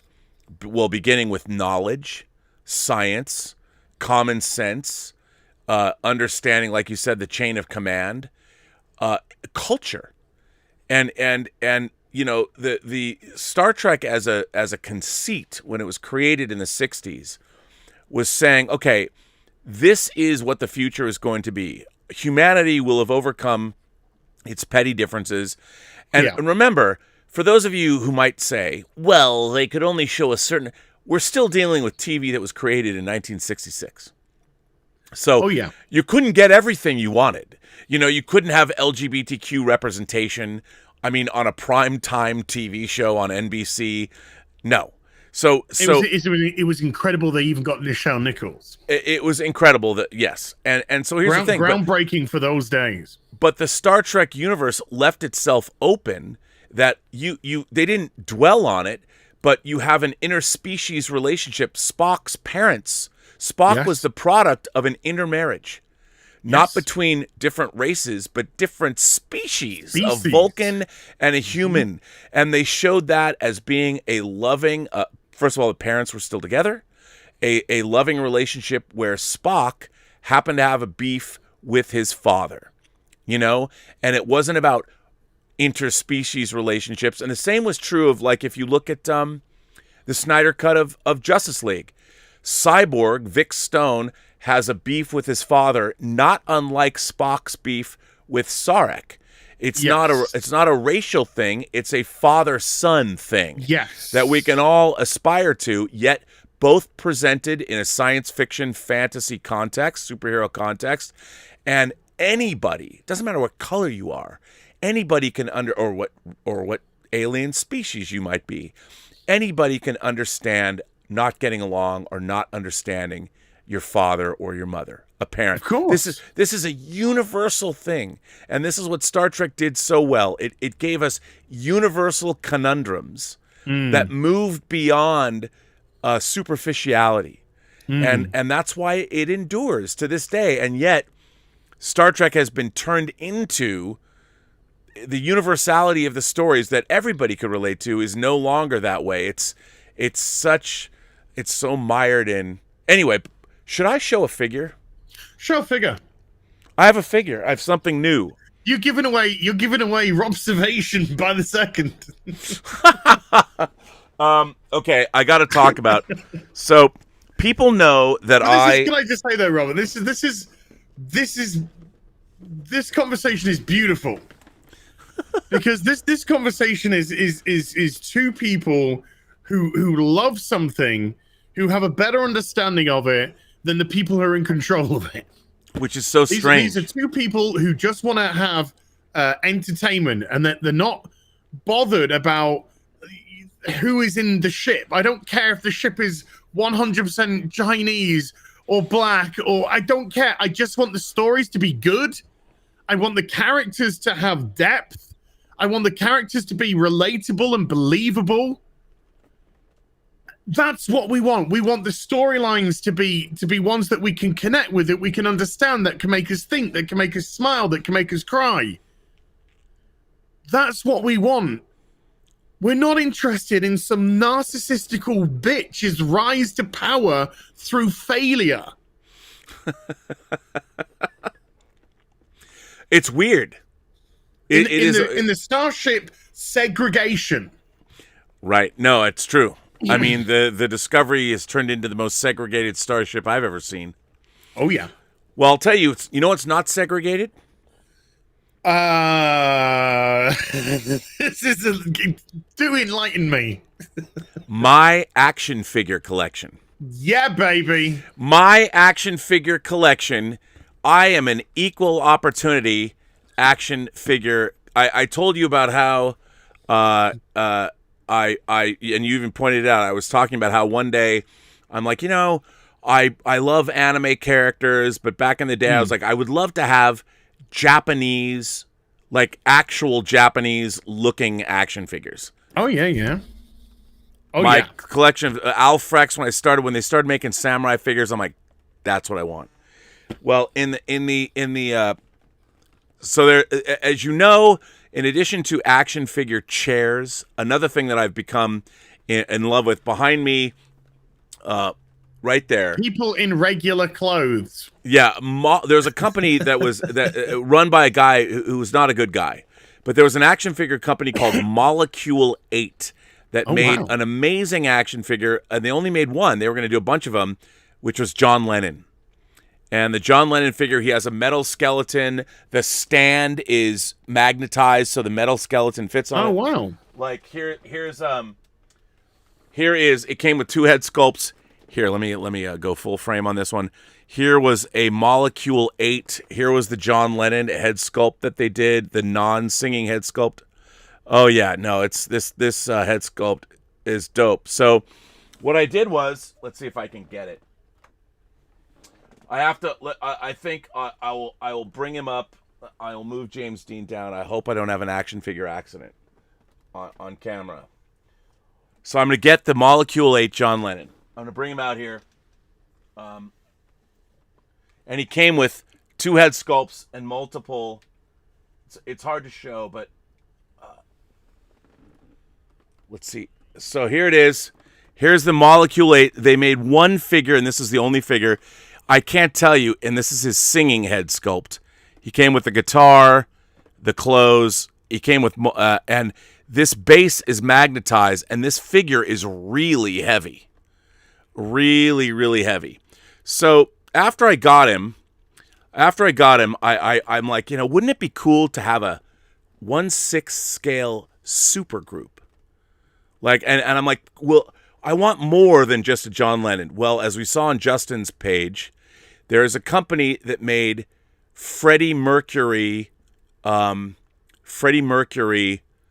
head and two different versions of Freddie Mercury. One is his Live Aid outfit, and the other is the yellow leather thing. So, I ordered that. I ordered the Freddie Mercury with the yellow jacket. But then something came out that I had to have. And what I had to have, this is made by Blitzway, and Blitzway has made everything from Carlito's Way to the Fight Club figures. Now, I have not opened this yet. I just got this today, and I'm going to put him up with John Lennon. Jimi Hendrix. Here is a Jimi Hendrix 6 scale figure. Now, I have very high hopes for this figure, and he's in a singing pose because when I saw this head sculpt, I'm like, bruh, I'm hoping, and again, I'm doing this on camera. Right now, we're gonna investigate this figure together. But along with, so I've got now 3 figures for my ultimate super group, Jimi Hendrix, and then oh, bro. Wow, I can't even, oh, man. Okay, let me pop this. Oh, there's stickers. Oh, I gotta take them out. This, wow, I'm looking at this, and I'm just, wow, oh, they've really, I should have done this beforehand, but I like doing it on camera, so I can feel it's all gravy, baby. My own anticipation. First of all, I just love the fact that somebody made, I'll tell you what, I used to have a Michael Jackson. The Hot Toys made a couple of Michael Jackson figures. I sold my Thriller 2-pack, and now I'm like, I gotta go back and get Michael Jackson. But Jimi Hendrix is cooler than Michael Jackson. Boy, dude, I'm looking at this figure, and I'm just like, this figure is, oh man, wow, wow. Woo. All I can say. Let me go full frame on this. Yeah, go full frontal, dude. Here we go. Here is the Jimi Hendrix figure in his singing pose. He is singing. This is. Look at these. This is one great. Look at the. Oh yeah. I know. I mean, this is, and I love. He comes with a hat, and a guitar. Wow. I mean, he's got the early versions came with this hat, so you got to put the hat on him. This is one badass figure. Wow, I can't even. Here, let me put the hat on him so you can. Wow, although his hair, I got to figure out a way to get the hat. I mean, yeah, I think I'm going to have to put this guy up singing. He also comes with a mic stand and a bunch of other stuff. So this is one very, very cool action figure. Very happy to add him to my 6 scale Legends of Rock. Oh, dude. Well, the guitar is, oh, dude. Look at it. I mean, this is one cool 6 scale guitar, bruh. Look at that. That is, this is so awesome. I can't wait to put him right next to John Lennon. I mean, so look at that. I mean, that dude, look at that guitar. He's crazy. Yeah. So it's even, I mean, that's Blitzway. Enterbay is a different company. Blitzway is doing a phenomenal job. It's great because it comes with a guitar stand, but it also comes with a microphone. Yeah. I mean, that's what you want with Jimmy. Get a mic in his hand. I know. And again, this is a figure that has been a long, long, long time coming. Oh, look, he also comes with multiple hands. This is awesome. Hey. Peace sign hand. So there you go. So yeah, this is quite, as Justin would say, quite the figure. Quite the figure. Quite the figure. So I'm going to set him down here, and then I did get a it's like a statue, but I did get a Gundam figure. I'm wearing a Gundam shirt today. Yeah, you are, yeah. Char. This is just like a Gundam, one of these Japanese plastic fixed. They're not really statues, but I love Char. I've got one of those from Sword Art Online. I got Sinon. Yeah, and I had to get this. Asuna I mean, from Sword Art Online. Char sort of... was novel. Char is one of my favorite characters from anime. I had to get him. Not a figure, but something cool. I'll put him up on the shelf. But I'll wait to show you what I'll give you what was really interesting in the box that I got this figure in, that these figures came in. And again, the next figure I'll show, but I won't show it right now. Here's a preview. Apparently they left something out of the box and they sent this. They sent this to me. It came in the box and they forgot. I guess they forgot it. I don't want to say what that is. I'll let you figure this out on your own. Oh, it's not. It's not. Don't say what it is. It's not as golf. It's not a golf club, but I'll just say what that is. But I have to say, this figure, I'm extremely excited to open this because this is one of those figures 2 years in the making, and it's pretty amazing. So, well, just speaking about anime for a moment, I urge the audience, if you have not checked it out on Netflix already, go check out Dota Dragon's Blood, which Robert did some editing on. Yes, I did. And it's credited very nicely as well. You like that credit? You like that credit on there? I was watching the credits for your name, dude. I was watching it through. Dead center, and it's big. Yeah. I mean, hand on heart, I watched the first episode, and I just kept watching until it was done. I just watched it all in one sitting. I thought it was really compelling, really interesting. I loved it. I was mortified when it was over because it was like 10 episodes or 12 episodes. I was like, no, I need more. No, it's only 8. And it was really beginning to, no pun intended, hot up towards the end as well. And great series. Just so much fun. I need more. Well, hopefully, Netflix will be making more, but it depends. I know that it was the weekend it first dropped. It was number 7 in the world. Woof. Across all Netflix platforms, and people have seemed to really like it. I mean, I don't know what Netflix does with their analytics or how when they would announce a new season, if there's going to be a new season and all that, but it was. I think what's really interesting is Ashley Miller, who created the series. My friends Ashley and Steve Melching was a supervising producer. All they had to go on was the game, and Dota has a lot of lore, but it's a melee game. It doesn't have a big world, so they had to take all this stuff and create. Like, there's this idea that the gods are making all these people battle over and over and over and over again, but what does that mean? Like, who decides this? And so they took the lore and they created. Like, I was just a functionary. I was just editing animatics, but the heavy lifting, the writing, and I loved Studio Mirror's animation. I thought, like, their backgrounds. It's a beautiful looking. Oh, it's a great looking animation. Yeah, it's a great looking anime. And then the voice actors. There's Andrew Robinson, Garrick from Deep Space Nine is in there. Anson Mount, Captain Pike from, I hate to say it, Discovery. Yeah. He's in there.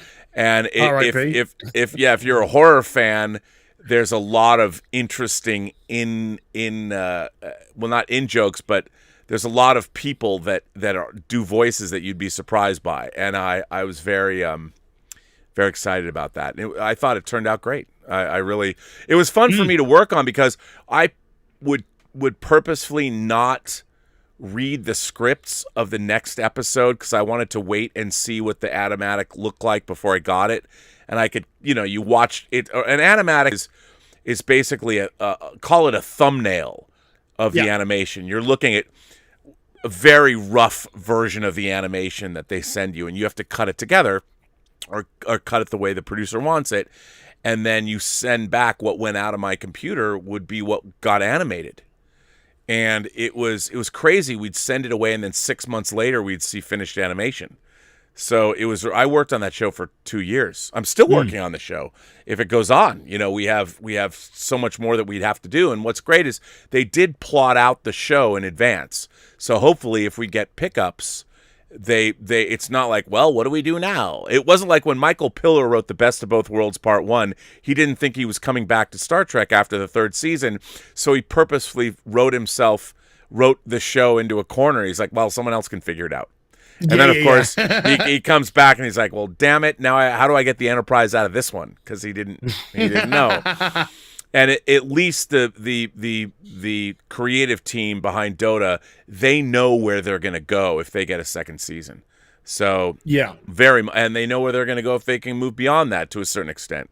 And hopefully they will. But I'm glad you dug it. I genuinely did. Just hand on heart, genuinely did. I thought it was great. I really thought it was great. I was thoroughly entertained. I'm aware of Dota, but I don't play Dota. Right, me neither. So I was just entertained by the world. There were themes. It was thematically relatable. You had these different races. You had the differences with the goddess, and you had the theology elements to it as well. You had the duality elements without trying to go too much into certain things. Yeah. And then of course you had the conflictions. It was thoroughly entertaining, and that's why I couldn't put it down. That's why I had to watch it all in one sitting. It was just you watch one episode and it went to 2 episodes, and you're just like, I need to know what happens 3 and then 4, 5, 6, and you're in it for the long haul then. Yeah, and I felt like episodes 5. I mean, there are dragons in it, but when you meet like dragons, it's really interesting. And then and I know the plans. I mean, I know where Ashley wants to take the show, and it just gets beyond epic. And I think it's great. It's great again because the people that were making the show, the writers and Ashley, the creator, they had a very distinct vision from beginning to end. Obviously, they're working with a previously existing IP, but they had a very distinct vision on where they wanted to take the series, and they worked in partnership with Valve, the company that owns the game, and Netflix, and everybody kind of liked where they were going, and there was a true creative partnership there, which was really kind of cool. Really kind of cool. So he ticked the boxes. It's exciting. It treated you like an adult. Great action, great violence. Just thoroughly interesting in the relationship with the goddess, the tower, and everything that was going on within that. And the invoker. Well, I was going to say the ending reveal was very interesting. Yes. And so, and then that when he said the line to the person, I was just like, oh, I really did like that. I'm glad you liked it. I'm glad. Yeah. So I've got one more thing to show. Now I got to say that one of the things that we've done on the show with our guests is we had Gary Nerdrotic on the show. Gary has a very impressive action figure collection. Ladies. And one of my favorite things when I watch Gary's streams is I always see new stuff. I'm like, oh, he's got that. And there have been times when I'm like zooming in on his show. And when he came on the show, I didn't realize that Asmus, there's a company that makes 6-scale Lord of the Rings figures. Mm-hmm. And the first people that did were Sideshow. And I have a few of the Sideshow Lord of the Rings figures. But then they stopped making them. And I have kind of kept up on the Lord of the Rings figures, but I'm not really. But to me, what I've always wanted was for Lord of the Rings, you either go all in and get them all, like I want to get the Fellowship or whatever, but I've never, or you might get one the thing that what most represents Lord of the Rings. Gandalf. That's what I would say. That for me, it was Gandalf. So of all the figures, so Erasmus Toys, or the people that made the Lord of the Rings figures, they are coming out with their new. It's the I didn't know they made a Gimli with rooted hair, but I learned that from Gary. They have their Crown series, which is like the DX series that Hot Toys made. Yeah. Which is the DX series. They have movable eyes and multiple all kinds of things. So about 2 years ago, they announced that they were doing this Crown. Their Crown series. They were going to do a Gandalf, and I pre-ordered that, and I thought they were never going to make it, because there's a lot of times that you pre-order stuff and sometimes they just never end up making the figures.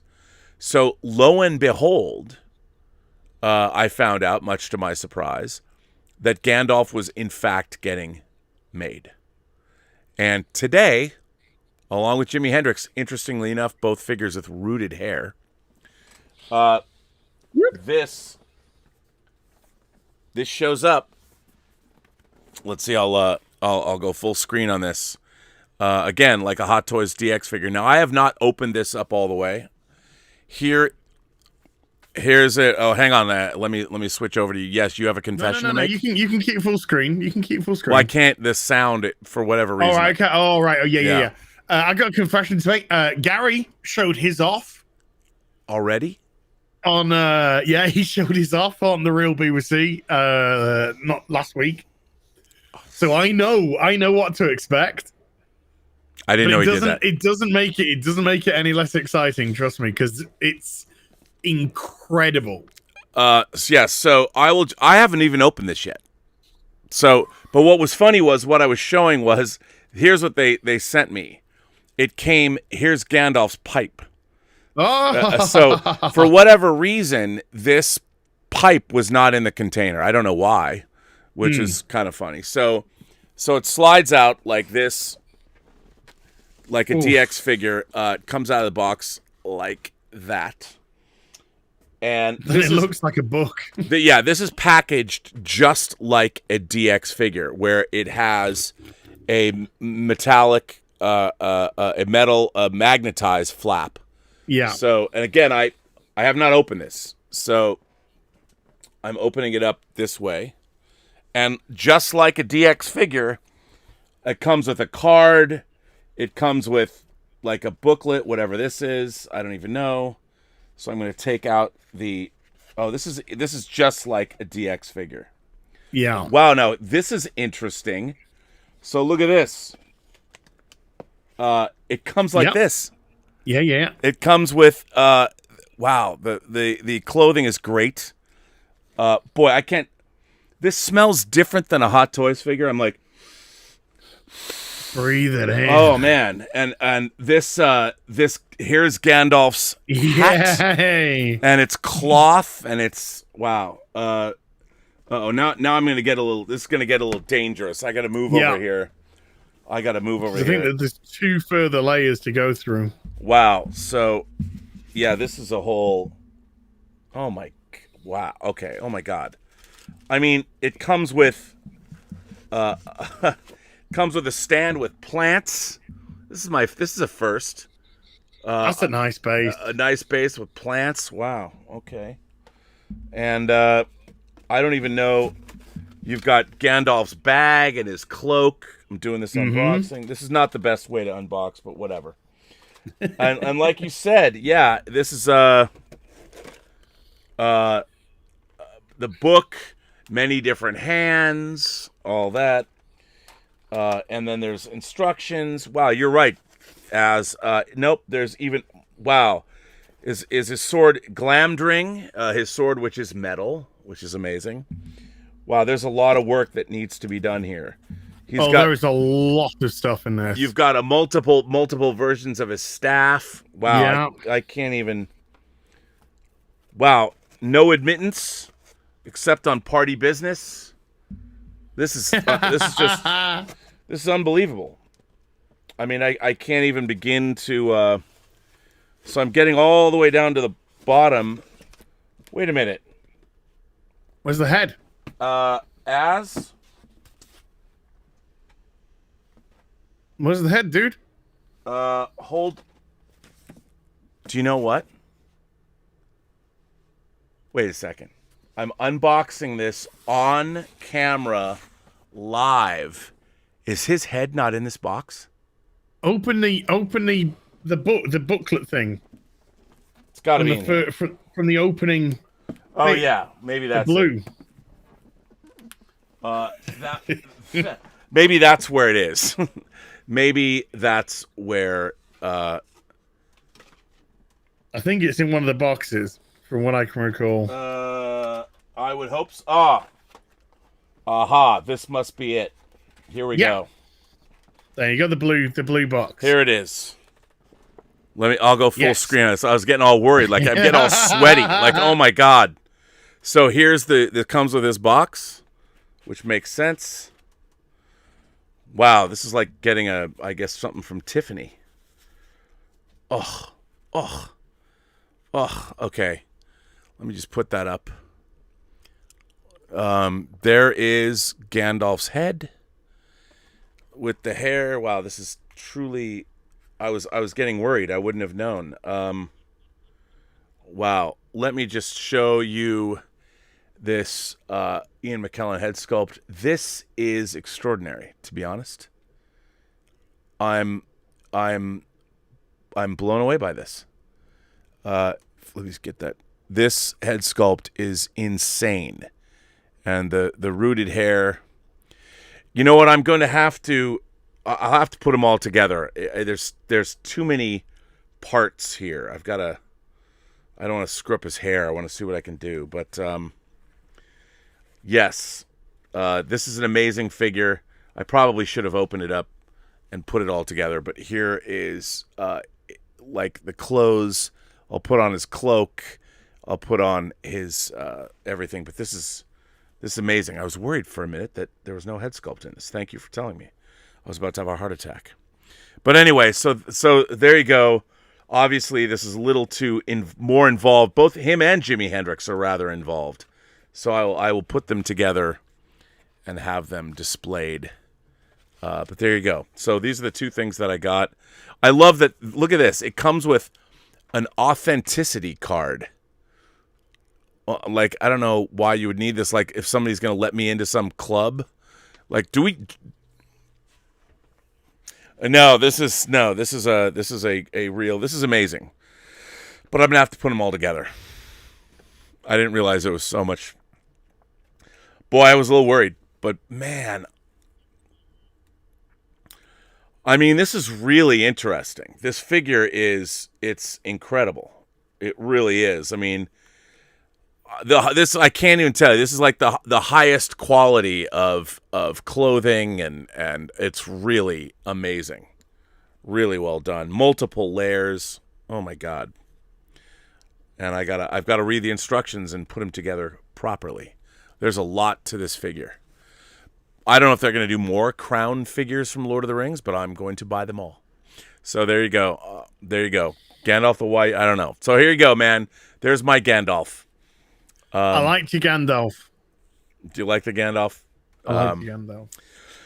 So there you go. People they can't hear you. I know I went full screen. For whatever reason I haven't fixed this. Sorry, I know. Problem, but you're back. I'm back, baby. We have super chats. People are writing in furiously, fast and furious. Just like my sex life.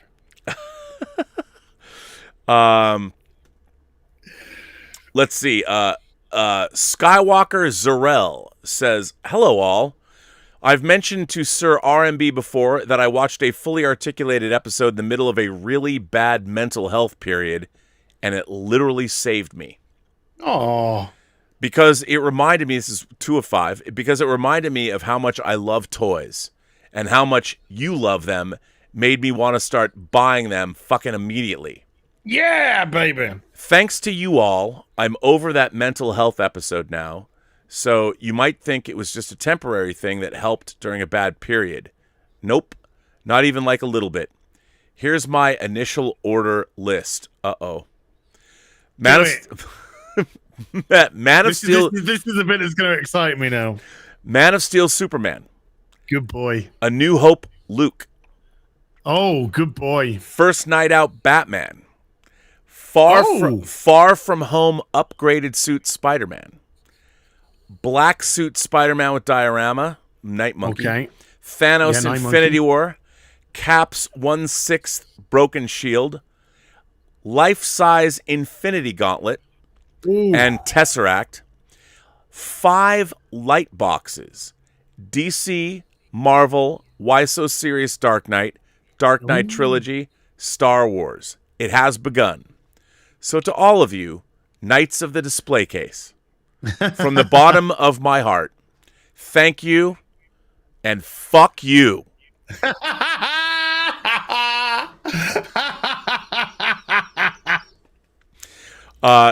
Yeah, baby. He goes on to say, could you guys talk about the best place for dioramas and prop replicas or other? Also, I missed out on my list. I missed out on my Back to the Future light box. Have you seen this? Because I don't think you guys review one. Now, what he's talking about is Hot Toys does make light boxes of logos that I've never bought one. I'm thinking of getting the Marvel one because I got so many Marvel things. I'm thinking of getting the Marvel one. Yeah, it's pretty cool. Skywalker Zarel is going on, as I know you've bought the BVS back computer diorama, I'm considering pulling the trigger on it. Is it worth it? Also, I love how you say pulling the trigger. It's my new favorite phrase, even when buying milk. Yeah, I do. I'm going to pull the trigger on those packet of crisps. Unfortunately for you, you can no longer pre-order the Bat computer because of the Warner Brother dispute with Jazz Inc. Anything Bat related is now non-pre-orderable. Right. So anything that's on the site that you can see Batman related, the computer, the Justice Mobile, the Signal, etc. If you go to their pages, it will say no longer taking orders. So until the dispute between Warner Brothers and Jazz Inc. is sorted, no new orders can be placed. But orders which have been placed are going to be honored. So I'm fortunate enough to be one of those people that are going to have the computer honored, going to have the Justice Mobile honored.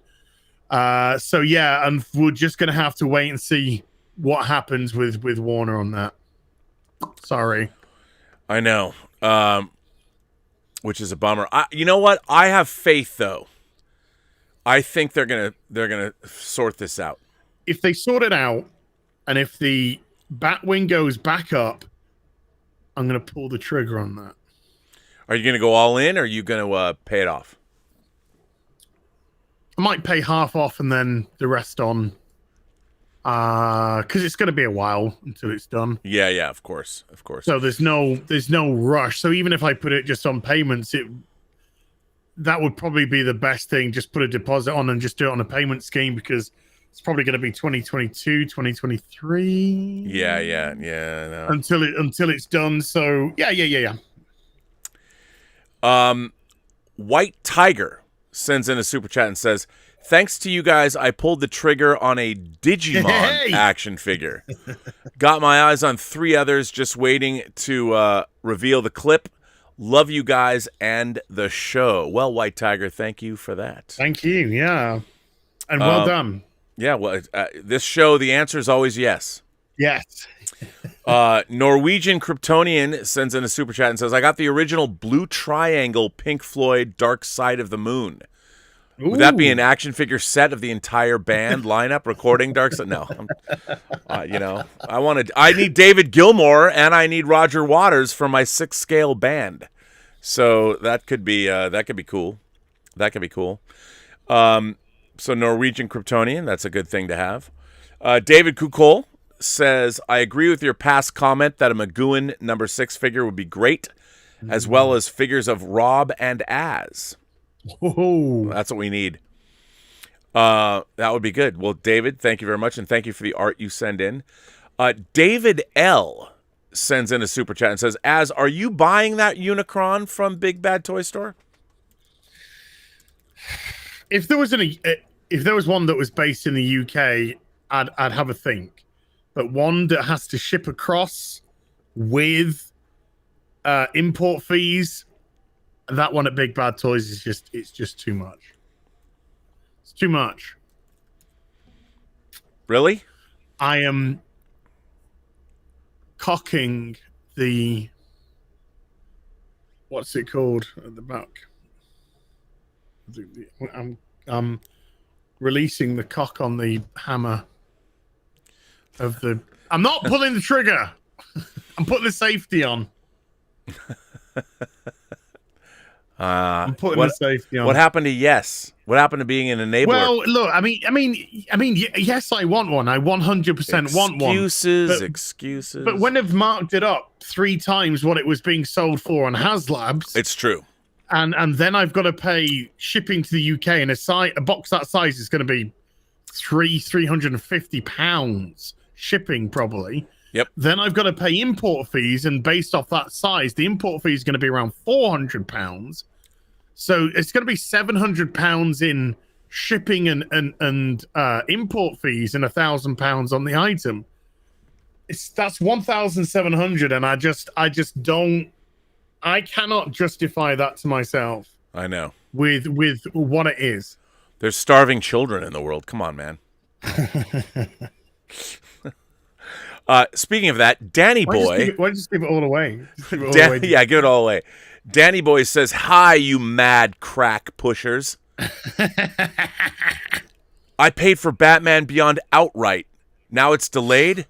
Bummer. Oh, sorry. Well, your name's right. Now you can sing Danny Boy as a lament, as your great Irish lament song." From glen to glen and down the mountainside. White Tiger sends in a super chat and says, "I hear a reason to continue until September." Does that mean your life, White Tiger? I there's a little bit more than that. Yeah, I would say, like, if you're going to wait till September, once you have the figure, you have to live a life where you can enjoy it every day. You can walk in and smile and like that. Just breathe it in, baby. Yeah. Breathe it in. Oh, and that Batman Beyond figure looks so good. Bruh. So Go to Justin's Collection channel. He did a video on it today, and it's so good. Yeah, Justin, I have to, not just because I like the guy, but shout out to his videos. He really does an incredible job. I mean, I just open stuff and show it to you, like, look at this. But Justin, how he has his light box and the way he shoots his videos, and he does comparisons with previous releases of the figures. I give it up to him. I mean, he really is the gold standard of figure reviewers on the web. He does I've just worked out why he went back an hour and we went forward an hour. Oh, why is that? He's Southern Hemisphere. We're Northern Hemisphere. Uh-huh. Yep. I got there in the end. Yep. He's going into autumn. Yep. And winter. Sorry, it's been on my mind all stream. Like what? Yeah. He's not going into daylight saving time. He's going into standard time. He's going into yeah. It's the reverse of us, man. He's going backwards. We spring forward and fall back. He's falling back. Yeah, he's falling back and then he springs forward. Yeah, and then he springs forward. But his videos are just great from a technical standpoint. I mean, he really does a great job, and I really appreciate his analysis. I mean, because he also likes costumes in general. He really does a thorough job breaking down the figures and everything. So if you're a figure fan and you're not looking at Justin's collection, do yourself a favor. And sometimes if I'm in a bad mood, I'll go back and just watch his old videos when he, like, although it's dangerous because you're like, I don't have that figure. Uh-oh. And then you look at it and it's like, oh, it's $1,000 in the secondary market now. Click. No, you don't want to do that. Well, I was looking at that Juggernaut today and thinking... Oh, by the way, he dropped the Juggernaut video today. He made me. He said you got to wait. His dog makes an appearance over the very end credits of it, which is pretty hilarious. So, I like finished the video like a minute before the end. Yeah, you got to like, watch okay. the very end and see his dog make an appearance. It's really great. Mikey Gussler says, Mikey. First of all, let me just say, Mikey, come on. What shows you? What are you watching, son? Mikey says, did you see the Black Suit Superman and Nightmare Batman Hot Toys? They're selling it for $550 and it will come out in mid-2022. Have you seen those figures? I mean, have you ever heard of the like? Such a thing? Never heard of them. I haven't either. I didn't know those were coming out. Come on, No. Mikey, bro. Come on, man. Come on, we're talking pre-order central man. here. This is you know, we're central services like right out of Brazil. Central services. Yes, Yeah. we've seen those figures. We're showing you stuff before you even know it's coming out. It's true, man. S Beam writes in and says, "I need a house to accommodate my collection as well." Laugh out loud. Well, S Beam. Oh, I did pull the trigger on a couple of things this week, though. You did? Well, you said you were going to spend something on this show. I haven't spent a penny. I know. I'm waiting. What did you pull the trigger on? This week I pulled the trigger on the Ezra Miller head sculpt for the Flash. And I also pulled the trigger on the Bruce Wayne suit. Oh, I ordered that from 1 in 6 Outfitters. Yeah, that's a beautiful. I'm gonna work out which body I want with it. Yeah, I need to ask. I need to find out from Justin before I like. Did I show the bodies last week on my show? Do we on the show? Our show? The bodies? I don't. Yeah, think so. Dude, okay, I gotta do this because you're gonna think this is hilarious. So Justin told me. For those of you who don't know, there are a lot of companies that make just bodies. I mean, they put out figures. So Fison, our beautiful company Fison that makes Vampirella, they make bodies. And they have a whole array of bodies, different kinds of bodies. I created a Tifa. Oh, so I bought, this is for my Freddie Mercury head and body. Okay. So I should be getting Freddie in May. That's when I get the clothes. Freddie. So I'm going to show this now.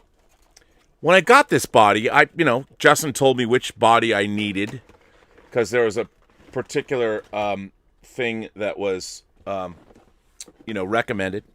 Okay. Yeah. So here it comes like this. It comes in a container. Yeah. Now, let me. I'm just gonna open this up. So when I got this body, I thought it was pretty cool. Open it up. And like the Vampirella body, this body is no joints. It has a rubbery outside. It's a really impressive thing, and it has a metal endoskeleton, which is heavy and weighty. But it came with these little white pouches, that little wrapped up white pouches, and I'm like, well, you got the hands, the hands come here, and so. I opened up the little white pouches, and somebody said they charged triple for an ass body. I'm just gonna say that. Look what they came with. A penis. Oh my lordy! Okay, a little winkus with a little pubic hair. Now I could relate to this. I'm like, okay, that I look at that and I'm like, I get that one. Yeah. But then of course, it comes with then something that I couldn't relate to as much, which was this one. Oh my lord! A little bit of, and I think I'm gonna stuff this one in Freddie Mercury's pants. Oh, gonna stuff this one. That's a Freddie one. But then it came with this one, and this one. It didn't come with an erection. An erect penis. It came with an erection. It came with an erect penis, and of course, they gave me the erect penis of the one I don't relate to. Which so. I'm just gonna say that is pretty fantastic. I gotta say. So now I have anatomically. I'm looking at these and yeah. Just imagine if you dropped the box, right? You dropped the box. You couldn't find your cocks. Your parents come round. Oh my god. And they just find these little penises on the floor. And like, Robert, what are these little dicks doing around your apartment? I can't imagine something more mortifying than that. Explain. Especially when they saw the bloody Barbie dolls that were all in various states of discombobulation. I'm like, I don't know, Mom. I don't know what happened. I didn't do it. Didn't do it. Then the action figure police, they're coming to take me away. Ha ha ho ho. To the happy home where no, this was, I looked at this and here's the thing. Like, I think I will have an extra added little bit of fun when I'm putting the Freddie Mercury white pants on this figure. Oh yeah, extra tight. Yeah, because I will put in probably the one that gives me the best outline in the pants. Yeah. I'm gonna have to do that. But I have to say that I was taken aback by that. Have you seen Gone Girl? Oh yes. I have not seen Gone Girl. So which one for Bruce do we need to put for Bruce Wayne? Number 1 or 2? Oh, you can't. He's a big boy. He's 6'4". Oh, is he? Ben Affleck 6'4". Ben Affleck 6'4". Wow. So I'm gonna assume he's a big boy. So he stuffed both the non-erect and the erect in there at the same time. Although that might look a little too Klingon, according to Discovery. I mean, I don't know. Yeah, according to Discovery, yeah. I'm just saying a little wacky. If they got like 2 of the systems because they go redundant, won't they have like 2 penis heads? Yeah, I mean, like, yeah. Degenerates. Velox Equitus says 1/6 kit. Okay, 1/6 kit was a place that another online retailer that sells figures and heads and pieces. 1/6 kit now has 3 Nightmare Batman overcoats to choose from. I can't decide. Now we all ordered one. Right? I don't know. Yeah. I was happy. I just went, look, to me, there is God, Justin Kane, and everyone below that in terms of action figure pronouncements. So I've never heard God talk about action figures. So I'm going to deal with Justin. And he sent us to buy a particular jacket, but what I'm saying? There's a couple of really nice Joker head sculpts, which I could take for my Joker. Did you see the Joaquin Phoenix with rooted hair head sculpt? Yes, it's here. It's pretty dope. I mean, it's a little wacky, but it's pretty great. And it's got moving eyeballs. It's pretty good. Yeah. But it's always sculpted really nicely in the images. When it comes, it just goes. Yeah, I know. That's the problem. So, Velox, I don't know what to tell you, man. Hard to say. All I know is that you need a chocolate brown scarf for it. That's what that's another. Yep. But I got the coat from there. Yeah, I did too. Danny Boy comes back and says, Rob, that quarter scale Superman was paid for when Sideshow messaged me it was ready for pre-order. Christopher Reeve was my hero that got me into all of this superhero fandom when I saw him on the big screen back in '78. I can't wait for that figure. That figure's amazing. Amazing. Beautiful. I can't wait. I cannot wait. That figure, it's beautiful. Star Trekker 58. I wonder what happened to 1 through 57. Star Trekker 58 sends in a super chat and says, hey, Robin Az, you won't be able to influence me today. Package arrived with Cara Dune stuff I managed to track down and Vampirella you made me buy. Nice. Yeah. Remember, we don't make you do anything. We give a disclaimer. All we do is provide you a gateway to make decisions on your own. But the answer is always yes. You are correct, sir. The answer is always yes. And we didn't make you buy it. All we did was point you in the direction. You should take solace in the fact that you had the wherewithal to make a decision on your own. On your own. To make a good decision. No help from us. No help from us. By the way, that Vampirella figure, how awesome is that figure? Oh, she's still next to me right now. I know. Playing with her titties. Oh. Mr. Tickletrunk sends in a super chat and says, "Oh no, Star Trek Discovery plot again. Quote, everyone in this chat is now dumber for having listened to it. I award Star Trek Discovery no points, and may God have mercy on your soul." Well, Mr. Tickletrunk, thank you for that. You're a smart man. Matt Miller sends in a $15 super chat and says, "Lurking and listening while cleaning house. I love this show on both channels, gentlemen. I gotta say, while not a 6-scale collector, this show brought me to Big Bad Toy Store and filled in some gaps in my Robotech collection. Thank you." Oh, nice. That's nice. I have a 1/20th scale. I need to build it. A Valkyrie that's like this big that I have to build. Oh, lordy. Yeah. Claudius, my man Claudius is here. Not Maximus, his weird alter ego that fell into the craziness of politics, but Claudius, his sane half. Claudius says, "Gents, I agree that the engineers, scientists, and doctors were the best that the TOS Federation Starfleet had to offer. Characters earned their positions and commands. A starship captain was also a diplomat. Reference the astronaut selection in The Right Stuff. My God, yes, sir." That would be Philip Kaufman's 1983 The Right Stuff, one of my favorite films of all time. Kevin Costner. I cannot agree more. Claudius is a very smart man. I couldn't think of anyone who I would want less to negotiate diplomatically with me than Mikey Burnham. Yeah, I know. Yeah. You'd make her cry. I'd feel bad. That's how she would. Well, she would probably kill half of the people there first. Then she would somehow be the victim, and then she would cry.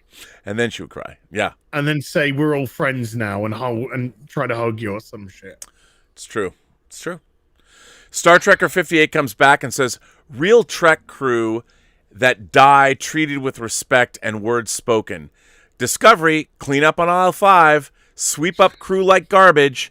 Not the ship I want to be on." Literally, they were cleaning up dead people like they were garbage on that show.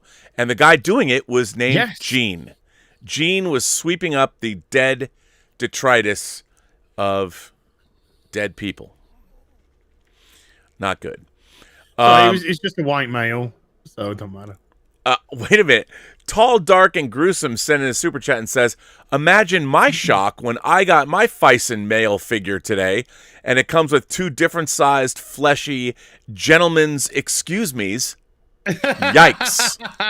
Well, Tall, Dark, and Gruesome, for some people, that might be a good day. Well, yeah. You know? Thought I got lucky once, got lucky twice. But you got lucky thrice, so there you go. My friend, as I like to say, Terje, Tiberius Mork, my friend from the T-Man, from Norway himself, one of the best people I know, a father, a collector, and a man who has a fine home theater system, says, "Roberto, you sexy beast, what is the best He-Man figure?" Ooh. I'm a Man-at-Arms fan. All the way back to the first release, I really liked Man-at-Arms. I liked his armor, various iterations of Man-at-Arms. I was a big fan of Man-at-Arms because mostly he's like a sci-fi Conan, I guess. Maybe.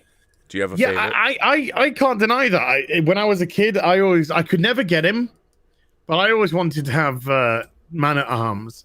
And the toy, of course, the original toy, Duncan did not have a mustache. The original toy that he was mustacheless, and it was just, as a child, you're like, what is this heresy? What is this heresy? Why doth the Man of Arms not have porno-tash? Yeah.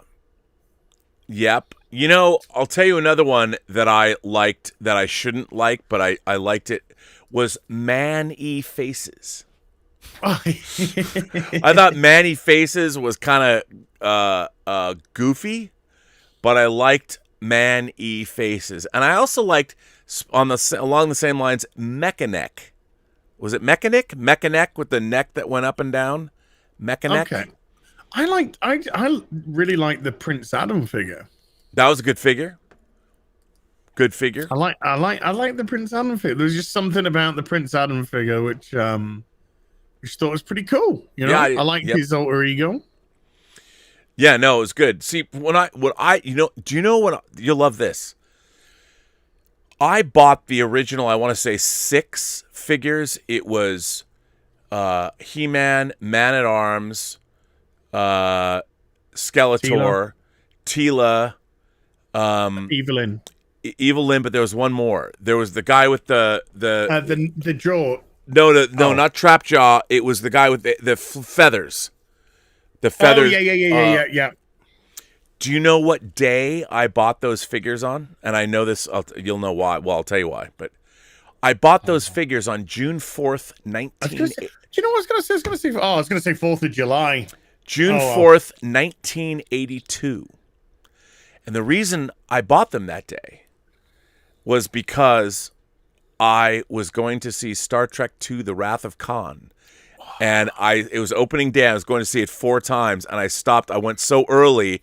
There was a huge shopping mall, the Bellevue Square Mall, Bell Square Mall, in Bellevue, but it's right by Seattle, by my hometown. And I went to the KB Toys there first before I lined up in line for Star Trek II. And they had those figures, and I'd never seen figures like that before. I'm like, what are these? And I bought all 6 of them. Wow. The original. I don't have them anymore, but I bought the very first original 6 He-Man figures. All at once, the same day I saw Star Trek II: The Wrath of Khan. I know, just as an aside, that, by the way, was 39 years ago. Just saying. I'm just saying.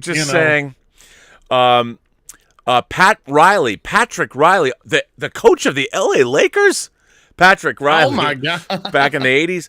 Pat Riley says, thanks to you, I decided to pull the trigger on a Hot Toys Batman Beyond. You know what? You're a better man. More of a statue guy, but I could not resist. Rock on, dudes. Rock on. No, Patrick, you rock on. And you had some great hair back in the day, just so you know.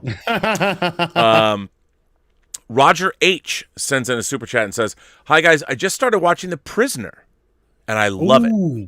Especially enjoying the parallels to today's society. I just finished Hammer into Anvil.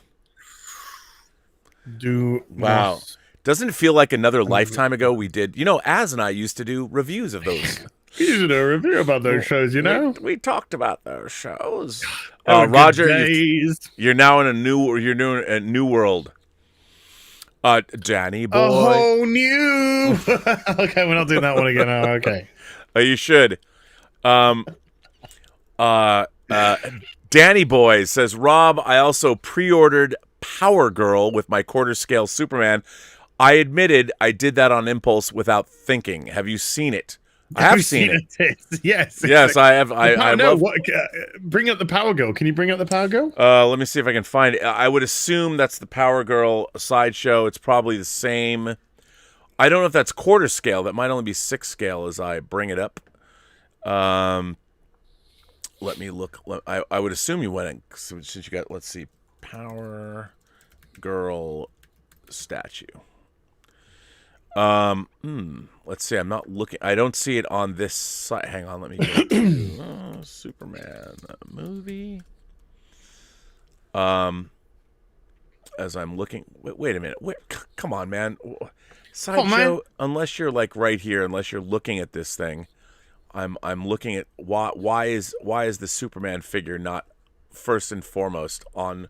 Every time I look at it, it gives me a different thing depending on what I looked at last time. There's Zavi have got a Guardians of the Galaxy Stan Lee for £200. Wow. You know, I'm looking. I'm looking for this. I don't know which Power Girl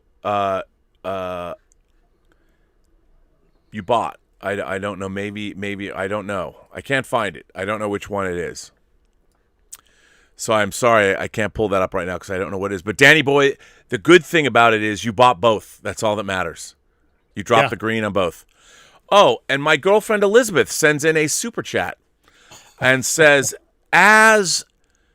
should Rob buy me the Spider-Man homemade suit and a custom Zed from Zardoz? Would you please tell Elizabeth nobody makes a custom Zed? And she says, and the answer always is ... Yes, the answer is always yes on this show. So, Robert, the answer is yes. Well, if I buy her the Spider-Man homemade suit, then I won't get it. I won't get to put it in my Moji cases. Well, you have to get two then. Oh, great. Let's see. Well, you know what? Since you said it, I can tell her that. I'm like, I have to get two. I feel the same way. I always buy somebody's second thing. Have to get two. I don't like the fact that my girlfriend is watching this show because then I can't keep any secrets from her. I have no secrets from her anyway, except, I had to walk by her with this box with these. She's like, "What's inside?" I told her, "Watch the show today," so she knows she's going to find out. But half the time, the boxes she doesn't see. Shh! Don't tell her. No, I'm just. Oh, kidding. I know. They get porno to the back door. She sees it all. There's nothing. I can't keep anything past her. Plus, I don't like living in a world of secrets and lies. Secrets and lies. I don't. Mr. Eric Gant. Okay, first of all, Eric Gant is a longtime imagination connoisseur. It is also Eric Gant's birthday today. Happy birthday, sir. So I would like to say to Eric, happy birthday to you. And yet he's sending us a tip. Oh. Eric Gant says, "Greetings, gentlemen. Loving fully articulated. Have either of you experienced deterioration or cracking with the Phison bodies? They seem like perfect bucks for characters like Namor or Conan, but I'm concerned about them breaking down over time." I am too, actually, but I have not seen that happening, although I can imagine with those rubber bodies, that is definitely something that is problematic. I mean, what do you think? Is Vampirella going to break down? Only if it's to my advances. That's the only thing that I wanted to break down. Oh, boy. But I've got another because I created a Tifa figure and I purchased one of those for a Tifa figure that I created. And that's held up really, really well. So I think it just all depends on how well you look after it. But, I've got my Vampirella in a cool pose. Looks great. So I love it. Oh God, that's. Okay, first of all, you know what? I got the link for the Sideshow Power Girl figure, and I have to say, we have to discuss this. Okay. All right. Danny Boy sent a link, and I'm going to see if you feel the same way that I feel about this quarter scale. This is a premium format, so you can put it on the same, right up there with Christopher Reeve. Let me, first of all, I'm going to put this up, and I want you to take a long, hard look. And when I say long, hard look at this Power Girl figure, we all know Power Girl. We love Power Girl, and I'm now showing you. I'm going to show you two images. This is a close-up image of the figure, and I want you to take a real gander at this Power Girl figure. And here is a larger, full-bodied figure of this Power Girl figure. I have to say, I think it's a lovely figure. I do, but as I look at this figure, there's something about it that, call me crazy, but I don't know, as you take a gander at this particular figure, is there something that this figure, I don't know, is there something about this figure that strikes you as being less than perhaps authentic? Now, before you answer this question, I'd like to throw up a picture of comic art that, for me, when I think Power Girl, there's two things that come to mind when I hear about the character Power Girl. Very important. Should I just say it? Her breasts are too small. They are. Her breasts are too small. Power Girl is a very busty woman.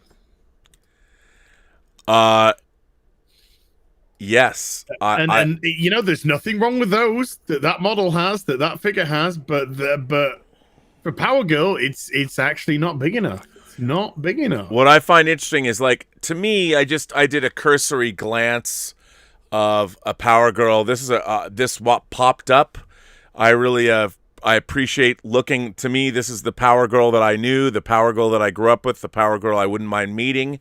I find it interesting that when we go to this statue, that while this Power Girl, admittedly, they don't shy away from the cleavage, but clearly there is an attempt to make it less lascivious.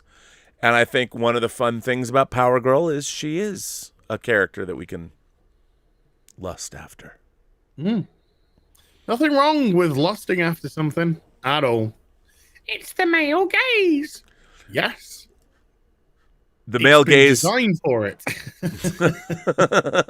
Secondary sexual characteristics. You know, unlike the male gaze that we have for, say, I mean, what's really interesting is, here's the male gaze. I look at this Batman Beyond figure and I get aroused. I'm like, my God, is this figure amazing to look at? I want to touch it and pose it and feel just how articulated it really is. That too. So when we look at a car, that's part of the male gaze too. You look at a hot car that's got you're looking at shapes. You're looking at curves. It's kind of got the same sort of reaction. Yeah. But that Batman Beyond figure is insanity, bruh. Come on now, bruh. Jeez, man. I know. So let me ask you: with all these delayed, we know from the delayed sideshow figures, the one thing that wasn't delayed, have you pre-ordered the Data, the First Contact Data? Oh yeah, absolutely. That hasn't been delayed. Yeah, baby. And that looks like it might be coming out in May. That's when they're saying, you know, what Sideshow does when you order from Sideshow, if a figure is going to be delayed and not coming in when they expect it to, they will push your last payment to make it coincide with when they're going to get it in, which I've always appreciated. They have not delayed that figure, and this will be the first 6-scale figure from a new company.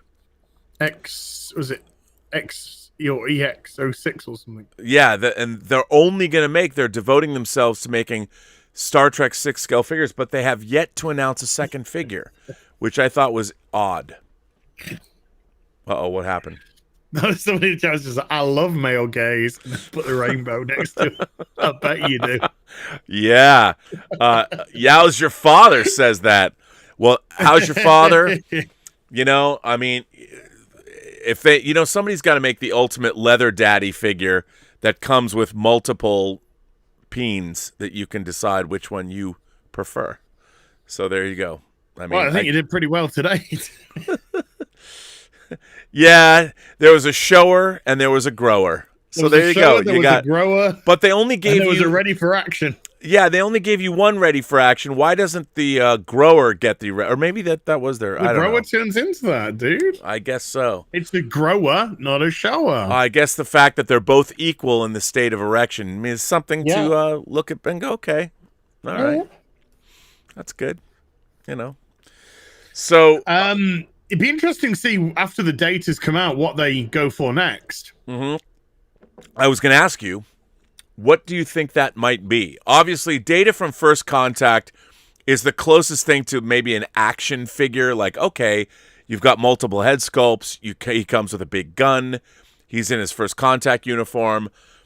I mean, I think the problem that Star Trek figures have inherently is that, well, one, they're not exactly the people of action that, say, the Avengers are.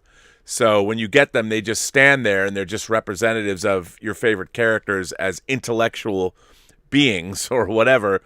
But they always, you know, it's not like someone's going to go out of their way to make a Nurse Chapel from the original series. Well, and would you get excited for Deanna Troi? Yes. In all honesty, yes, I would. because I ultimately would love to have the whole of the bridge crew from TNG. Me too, including And I Tasha could Yar always and get- Wesley Crusher. Oh yeah, Wesley maybe not, but Tasha absolutely. But I was thinking about what about a Benjamin Sisko? You know what? That could be pretty badass. But are they going to be forced to do Discovery figures or Picard figures or strange? I don't think you can force somebody to do something they don't want to do. Just because they have a license doesn't mean they're necessarily forced to do. That could be. Who's Just think about realistically. Who's going to buy a Mikey fucking Burnham? Well, they did make Mego figures of her and Saru that I kind of want to get just to have them, to abuse them, or to have other action figures abuse them. I don't know. I don't think they are going to sell particularly well. No, but I do want to get them. Women's intuition. I don't think they're gonna. I have a Mego Gorn, and I want to have the Gorn take on Mikey Burnham and beat her up. I think because we've already had a relatively recent Kirk and Spock, right, and McCoy, so I think that might be a little bit too soon to revisit that, even though it's a different company and you are doing a different thing. Although I wouldn't be surprised, but I just think DS9 is something that hasn't been explored yet, right? And I can't think of a better example than Benjamin Sisko. Or even a Worf, right? But I think Benjamin Sisko, because obviously he's the big chief, he's the man in charge.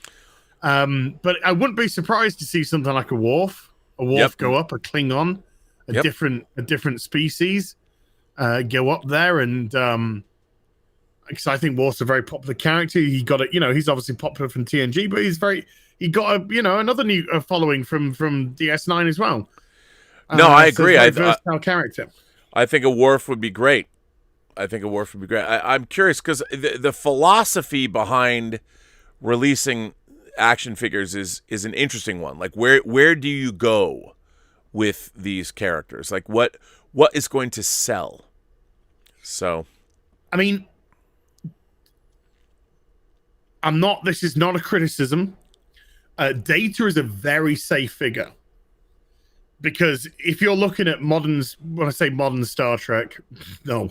When you're looking at TNG, the two main characters are Picard and Data. Those are the big two.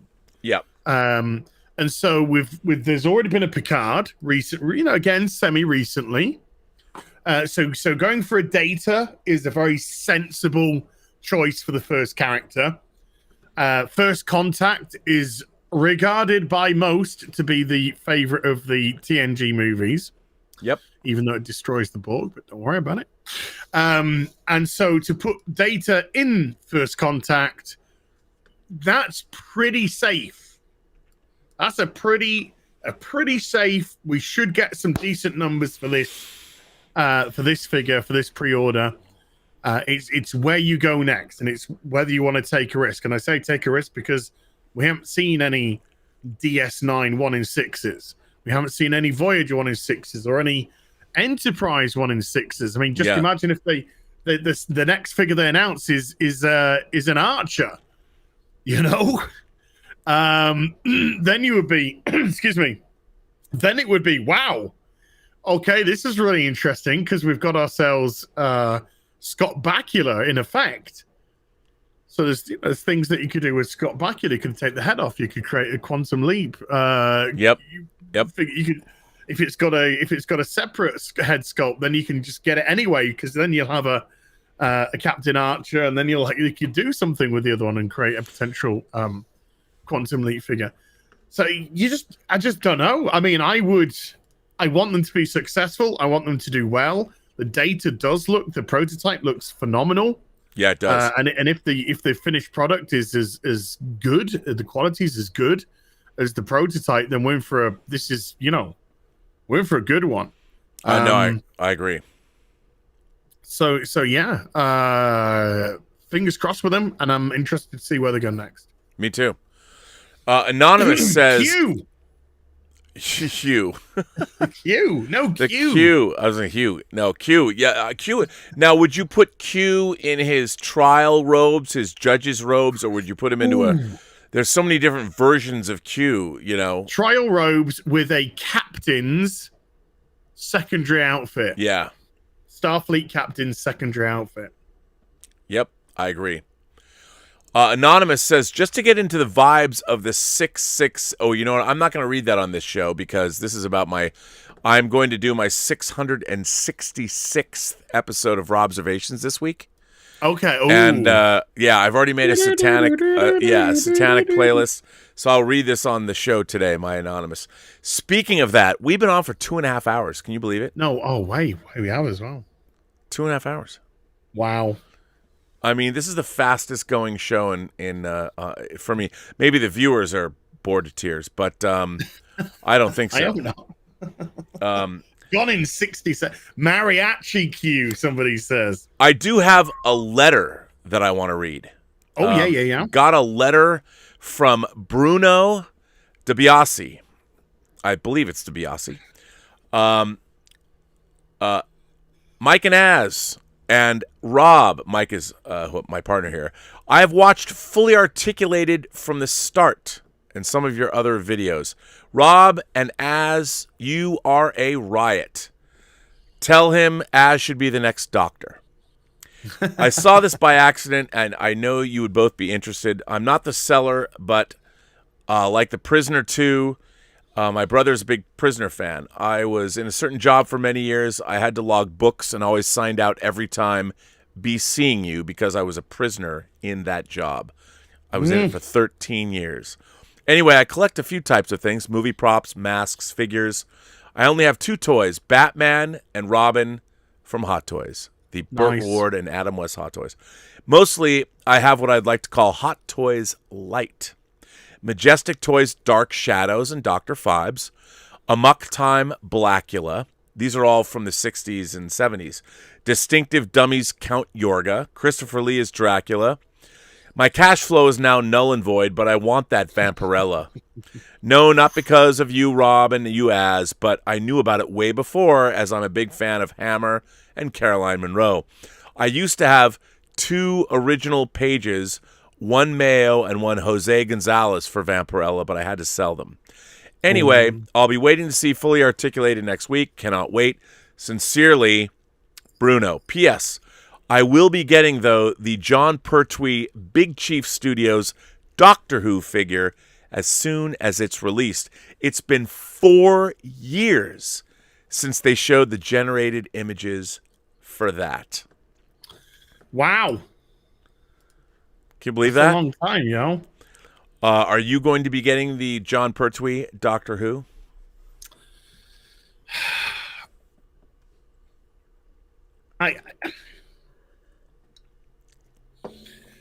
We're trying hard not to support Doctor Who right now.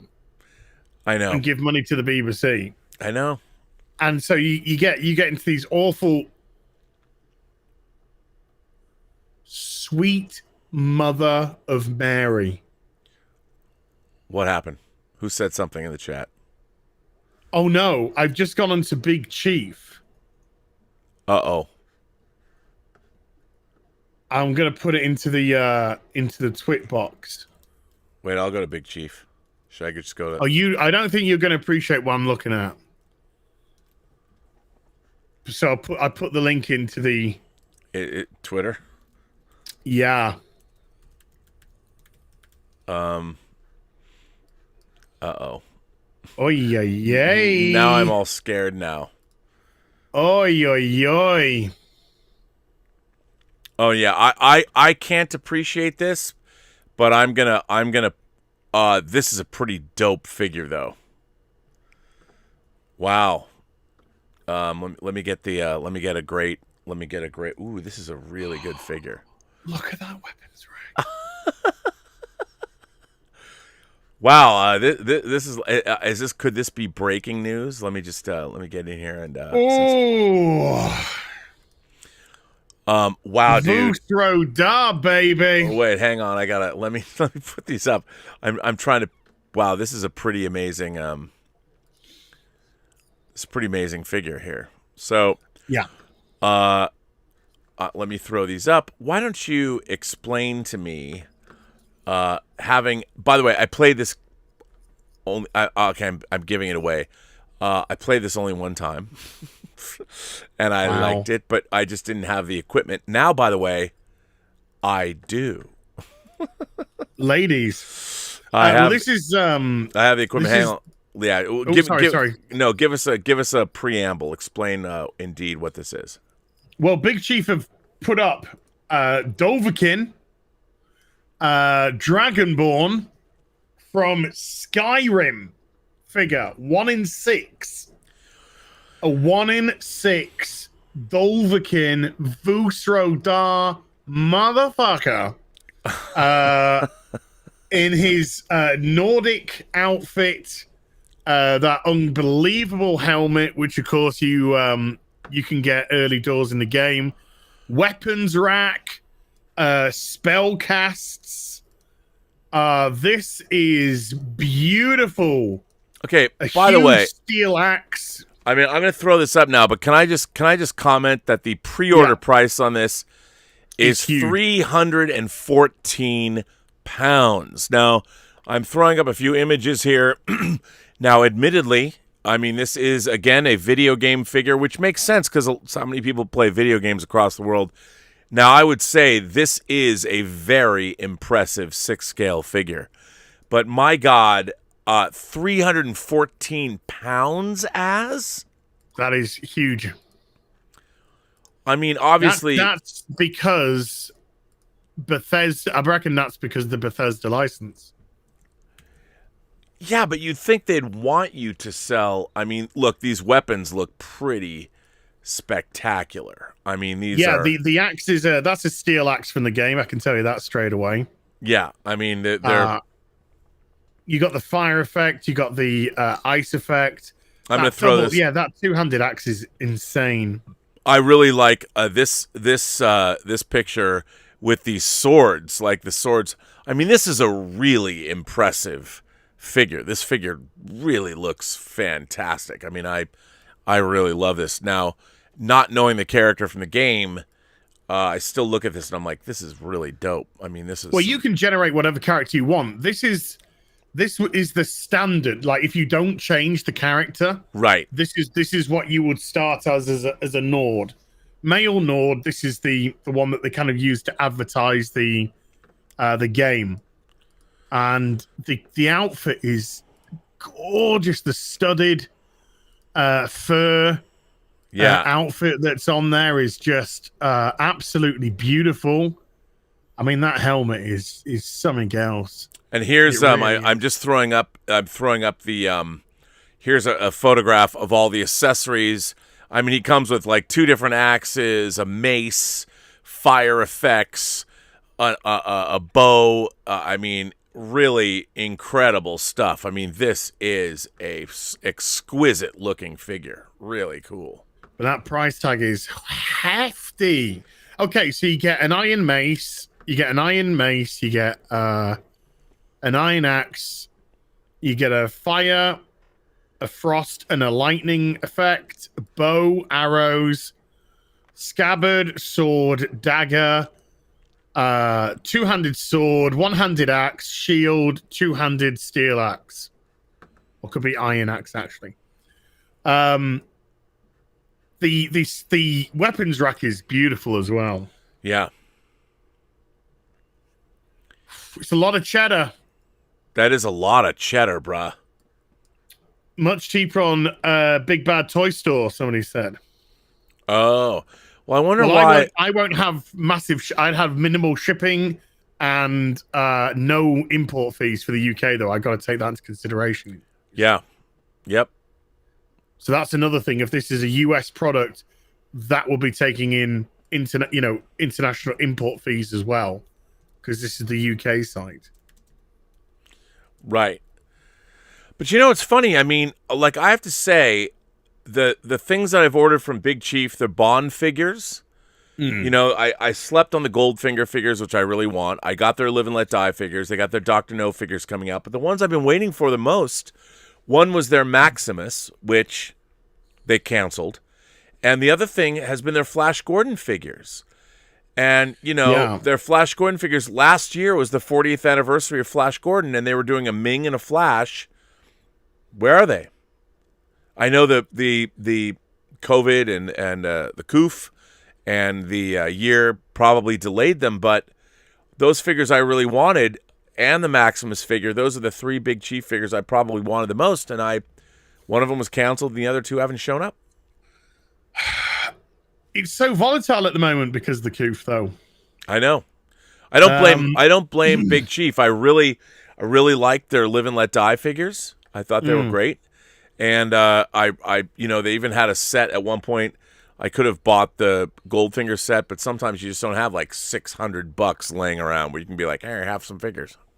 I think you have to imagine that, there are people who are now getting to the point where they can't afford luxuries, losing the job or hours cut, wages cut, living off nominal.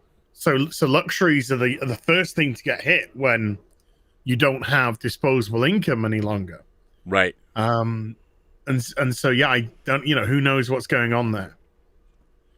Yeah, the two versions, there's like a deluxe version and there's like a regular version. I'm gonna have to think about this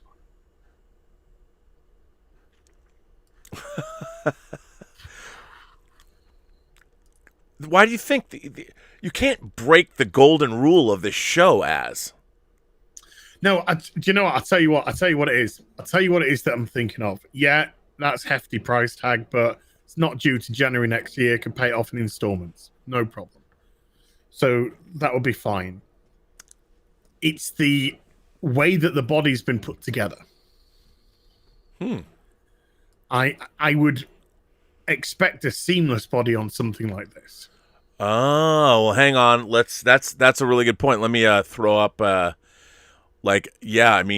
are like a Fison body, and this body does in fact have a lot of seams. And this is where, Fison, by the way, Fison does make these larger, thicker, they have multiple different kinds of bodies.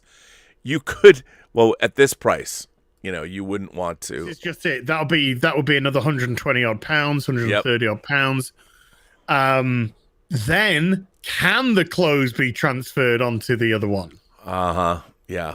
Can the head go onto the other one? Can I paint distressed wounds onto the body? Doesn't necessarily need it. It does on that body. But it's the joints. There's so many different joints. When you've got so much exposed flesh, you want minimal articulation showing nowadays. Particularly nowadays when you can produce much sturdier bodies. So sure, if it was at the shoulders, I could kind of understand that, but the rest of it. So it does kind of have that plastic body feel as opposed to a more flesh body tone to it, a body feel to it. That's the only thing that's what's preying on me, That's what's preying on my mind. I know. Well, listen. Now that we've been going for almost 3 hours. Longer. I have to go jump on my stream. I got to have some food first. Maybe throw this Gandalf together before I go on my stream. Woo! I would ask you, where can people find you online besides my channel? You can find me HeelsvsBabyFace on YouTube right here. Just put it into the search. I'll pop up. And then at HeelsvsBabyFace on Twitch. All right. And we will be back next week on your channel. Yes. And for Hot Toys. With the technically, I think the 19th, or is it the 19th show? Yeah, I mean, this was my 9th show, and you started. So Yeah, man. So this wow. So this has been going. This maybe would the be 20th going, show. This has been going now as long as we did the prisoner reviews for. Yeah, I think we did 18 prisoner shows, 17 episodes, and an introductory 17 show. episodes, and we did an introductory show. Yeah. So this is my 9th show on this channel. So you had to have done 9 shows. So we've done 18 shows. Yeah, that means next week would be our 19th total show, right? Which puts us over the top. That's crazy. Crazy. We've talked more about action figures than Patrick McGowan's Master Stroke. That is the I prisoner. know. This was, by the way, you said you proposed this show as a one-off. Yes. We had so much fun doing the prisoner show. You're like, let's do one more show. Okay. Let's do a one-off. It's all about toys. We both like toys. It's all about toys. 18 shows later. Hi. And we've made friends with Justin. He's on the show. I mean, a YouTube celebrity. Like, I look at Justin and I'm like, my God, I can't believe we're streaming with him, and he's younger than we are. That's fine. Okay. I got the biggest channel here. Okay, let's just get things in perspective here. You do. I mean, well, to me, you were already a legend. You're already a legend. Come on now. But I mean, as far as this show is concerned, I mean, neither you nor I specialize. This guy is the one that we both were watching before we even. Yeah, he's the whale. We like basically hooked the I don't Moby know, Dick, the Moby Dick of YouTube hot toys we streamers. have the Moby Dick. I mean, in terms of, and by the way, couldn't be a nicer guy. But I will say this, Justin. Fuck you, and fuck all of the things that you send me. All you do is put me in a state of stress, in a state of tizzy, a state of where, oh my God, I have to have this. He is the biggest pusher on the internet. I mean, as far as I'm concerned, there is no worse dealer of the crack that is beautiful 6-scale action figures than Justin Kane.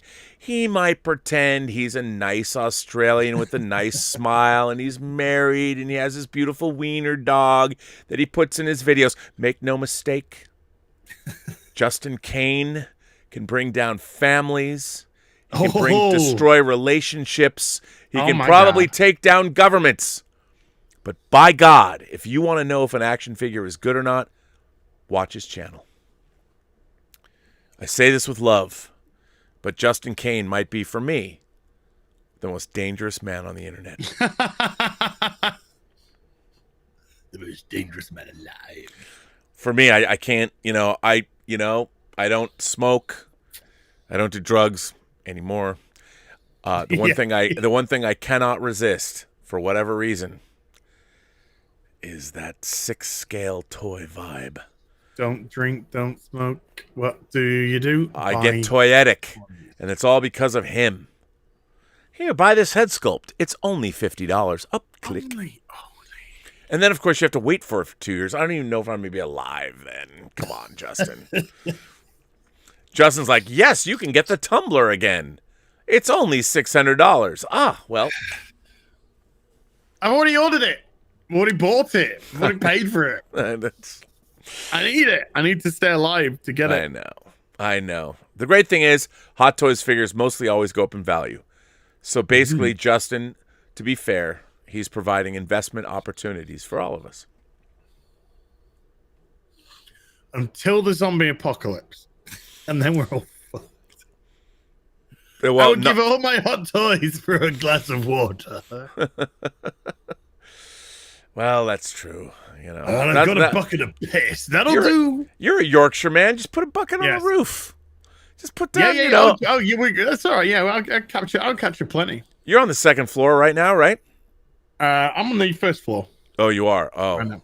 Do you have a second floor is up there. Yeah. Oh, well, just lock the door and stay up on your second floor. Oh, that's the plan. Shotgun in the attic. Catch water in a bucket. Besides, you say Yorkshire is kind of like it's not the most densely populated area. Well, not where I am. I'm in the middle of bloody nowhere. Yeah, so then you go. You can see them coming from a mile away. You can sit on your roof and I take can pot sit on the shots. roof. Yeah. Sit on the roof, take pot shots. I mean, I live in Los Angeles. I'm gone. I'm finished. You know. Yeah. Your first wave. I'm first wave, man. I'm out. It's like an Independence Day. Where do they? New York and L.A. Done. We're gone. Yeah. See ya. Can you imagine the slag heap of melted plastic? What a sad state of affairs. It was just you all around. Here is his DX Bespin Luke. It was a cool figure once. Once upon a time. Now it's just some melted away slag. No. The aliens are like, why did they make these figures that look like each other? Doesn't make any sense. Yeah, I can't tell the difference between any of them. Yeah, why should I worship these? I don't know. Yes. Are these idols? Well, on that note, our 18th episode of Hot Toys and Fully Articulated on our channels. My God, 18 weeks of time. Yes. Does that put us in the second trimester of if you were pregnant? I mean, yeah. Possibly third trimester. If you were making your own action figure, your own hot toy, it's almost, you could release it before I can get a Shore Trooper. Well, we're 36 weeks pregnant now. That's right. Wow. There you go. It's definitely showing. But we still can't get our Modja cases. No, not for a while. Not for a while. Although I've seen a delay on them, so fingers crossed. Thank God. Well, Sideshow has said March or April, and they haven't put a delay on that. So yeah. Well, on that note, I think it's time to end this stream. As I already asked you where people can find you. Yeah. I guess we'll be back on your show next week. And Justin Kane has extended with his new, because he's in the Southern Hemisphere, because time is different for him now. He's going into winter. Yes. Fall and winter. He's different than we are. But he has invited us. He's extended to us an invitation to be on his live stream. I watched his live stream the other night. It's a very good live stream, so I have no problem going on to his show. Oh, no, I'd be more than happy to. We'll have to work that out and figure that out. But for all of you, figure that out. We make no apologies for what happened to your pocketbook today. I can't, this is full disclaimer. Both of our lawyers in the UK, the Crown lawyer and our lawyer, told us that we have to say no. Yeah. It's not our fault. We're not encouraging you, nor do we encourage you to buy from certain companies, buy action figures or anything. All we do is share what we like. Mm. And on that note, sir, why don't we say goodbye to our viewers? Be seeing you. Yes, be seeing you. It's a salute. It's definitely a salute. And we'll be back on Az's channel next week. Same bat time, different bat channel.